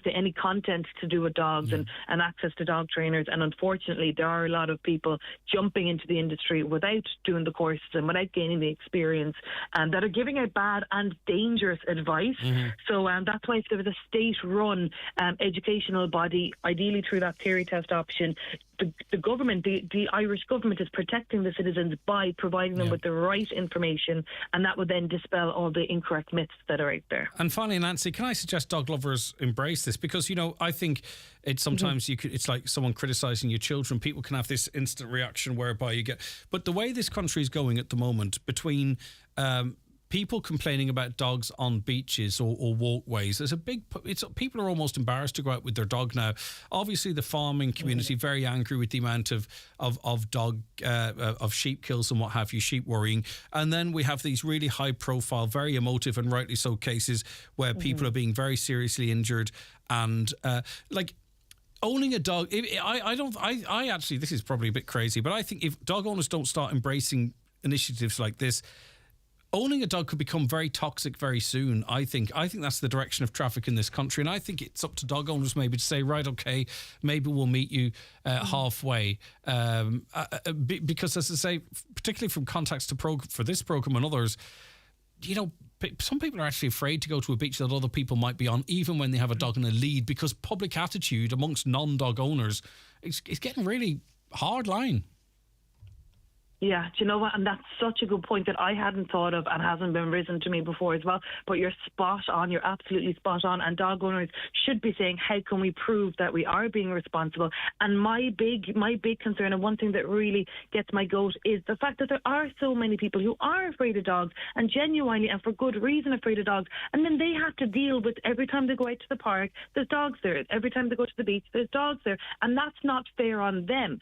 So like you said, having dog owners step up and saying we all want to be responsible, give us the right information and we'll follow it, is rightly so what they should be proud to want to do. You know, like I teach dog behaviour and I teach people to become dog trainers and dog behaviourists, and they're spending thousands to come and learn how to care for dogs correctly and how to train dogs. So this theory test will be free access to really important information. So more than ever now, it should definitely be embraced so that we can progress, we can go forward on the right path, because if we don't do something now, mark my words, these fatalities are going to start going boom, boom, boom, boom, boom. When I did research into dog bites in Ireland back in 2015, by the time at the time we had no recorded fatalities in Ireland in 2015. By the time, and when I was publicising the research, I kept saying to all the media outlets, look, a fatality is coming, a fatality is coming. By the time the paper was published, we had our first fatality in 2017, and since then we've had another one in 2018, 2021, and it's going to start becoming almost an annual event. So we need to do something now. And as a mum primarily, that's why I'm so passionate about bite prevention. It's not about saving the dogs. It's not about, I'm not out here, waving a flag for pit bulls. I'm saying that banning and restricting breeds isn't effective, isn't fair, and isn't scientific. Education is the way forward to minimise these And I'll tell you what, people with their other breed of dogs are looking at these in inverted commas dangerous dogs. It'll be your dog classed as that very soon unless something changes here, because society can drastically change, and that's been proven. Nancy Creedon, thank you for your time this morning. Brilliant. Thanks so much, Greg. Bye-bye. The 9 till 9 show, brought to you by Bluebird Care, providing nurse-led home care services in Donegal. Call Bluebird Care 912-9562 and bring care home. House to Home Bridgend, Donegal. Our modest front door opens onto 2 floors of Irish-made furniture, suites, beds, mattresses, dining and occasional furniture. Step into our showroom and see how we can transform your house into a home. House to Home furniture, flooring, slide robes and interiors, Bridgend, Donegal. Green Shoes at Market Square, Letterkenny are proud to announce that they're now stocking Riker footwear. Riker blend fashionable styles with incredible comfort, striking the perfect balance between fashion and practicality. All Riker shoes are made using unique anti-stress and anti-shock technology to provide the essential support and comfort the brand is known for. Try any of the new season Riker shoes now at Green Shoes, Market Square, Letterkenny. Time to support your immune system and gut health. Choose new Udo's Choice Super 8 Immune Microbiotics with vitamin C to support the normal function of the immune system. Illness, poor eating habits and stress affect your immune system and can alter the balance of your friendly gut bacteria. 42 billion friendly bacteria per capsule and vitamin C makes new Super 8 Immune your #1 choice for gut health and immunity this season. Discover the Udo's Choice Microbiotics family range in the fridge at your local health store or pharmacy. Highland Radio weather updates with Ireland West Airport. Discover Edinburgh this summer with Ryanair's 3 times weekly service. Stunning architecture, endless winding streets and an awe-inspiring castle. Ireland West Airport. Don't just take off, take it easy. Okay, let's have a look at the weather forecast for today. And mild and breezy in mostly cloudy weather, long dry spells with just occasional light rain or drizzle, some bright spells too, temperatures 10 or 11 degrees. Now, we mentioned this briefly yesterday, some findings of a survey, and we're going to dig a little bit deeper into it now because Paula Leonard, National League Community Action on Alcohol Forum Ireland joins us. Good morning to you. Thank you very much for joining us on the programme today. Good morning, Greg. How are you? Good. Now, your group was amongst those who appeared before the Justice Committee at the end of last month and presumably having your input into the sale of alcohol bill, which greatly liberalises, really, I suppose, the unlicensed sale of alcohol. How were you received? What points did you want to get across in this committee? When I say you, I mean not as an individual, but sort of as a collective. I suppose as the only national organisation working with communities across Ireland, it was really important for us to bring the concerns of communities to the discussion on the sale of alcohol bill. And I suppose it's really important to understand that this bill has been brought forward by the Department of Justice and that there are very particular conditions in relation to how we can sell alcohol, because it's a restricted substance for a reason, because of its, its link to harm, its risk of addiction. It can be something that people become dependent on, and it's responsible for huge amounts of social and family-based harms in this country. So for us, it was really important to look at, well, what do people think about this? What do ordinary people, across the country think about this? And we commissioned a Red C poll. And what we found really was that 74% of people in this country, really strongly felt that this is a huge and significant piece of legislation. It is going to have big implications for the social, cultural life of Ireland, and that there needs to be more time given to consulting with the public, letting them know what the implications of this are, and having conversations like this in the media and elsewhere, and pausing what the department are doing. There's a lot of fear that the Department of Justice are rushing this through. And when we came out of the... just one question on that, Paula, because this kind of came out of the blue, really, did it? I mean, I wasn't hearing publicans and licensees screaming from every street corner that we need to stay open till this time and we need to liberalise the laws in relation to this and we need to make it easier to get a booze licence, you know. It just came like a train. Really important. I think that's a really important point. This has been sold, by the Department of Justice as something that was going to revitalise the nighttime economy across Ireland. There is concern that we've seen 20% of all pubs in this country have closed. There is concern that, 75% of nightclubs in this country is closed. But we fundamentally do not believe that this act, in the form that it's in at the moment, is going to deliver what government set out to do. And one of the things that government set out to do, and clearly claimed their objective was to protect young people from alcohol harm. They're not going to achieve that with this law in the way it's configured. But vintners are actually quite concerned about some of the proposals in the legislation. And we'll get to that. But what I find remarkable about this is that these pubs closed, right? Their licenses have been bought up by off licenses. So we're actually having more outlets where people can drink at home. So rather than address that, sort of say, right, okay, people are boozing at home now. Right, we're going to make more licenses now so people don't booze at home. You know what I mean? So we just park that and say, right, we've got off licenses everywhere. That's where all the pub licenses went. And I'm not sure how many people actually realise that out there. And now what we're going to do is liberalise the licensing laws so people can serve more drink in more places on site for longer periods of time, which does absolutely nothing to address a problem with how people are drinking in this country. No, and I think, a couple of things. 65% of all of the alcohol drank in this country is now purchased in off licenses for home consumption. And really, the Department of Justice set about this piece of legislation very quickly and said it was there to solve that problem.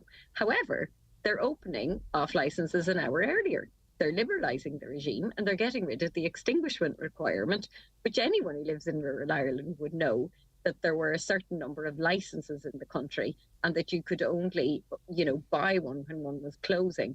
But getting rid of the extinguishment requirement is something the trade is very concerned about.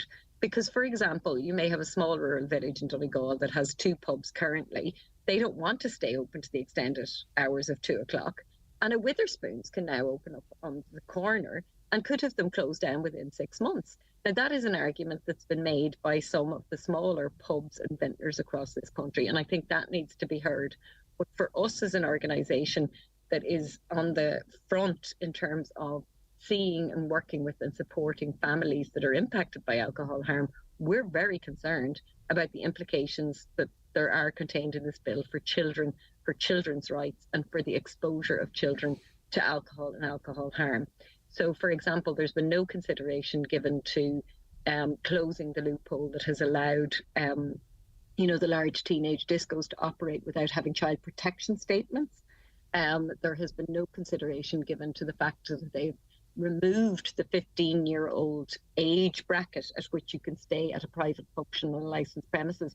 So you now could have a baby or a 2-3-year-old child staying at a private function where alcohol has been sold until 5 o'clock in the morning. Yeah, and in the last couple of minutes we have this situation where things like that are changing here, and yet over in Canada they've new guidelines out whereby, and they would prefer to say 0 drinks, but their limit 2 drinks per week. That is the advice there. So can you imagine a Canadian over there listening to that, flying into Ireland, and then they see what we're doing in a completely different direction? We've done nothing about labelling, nothing about pointing out the carcinogenic problems, the increase in breast cancer and all different types of cancers. We're ignoring that and going in a different... I'm no prude. I like a drink. Don't get me wrong. I'll put my cards on the table there. But there's something going on here. No, who are the Department of Justice working on behalf of? Really, that's what I think that's a really important question. There was a nighttime economy task force set up by government. There are concerns about, having a vibrant nighttime economy in Ireland. There were arguments made the other day by also members of the committee. Why aren't we looking at developing nightlife in this country that's friendly for families? Why aren't we opening up theatre spaces and exhibition spaces? Make it easier to late open at a night? cinema. Give them preferential treatment for planning.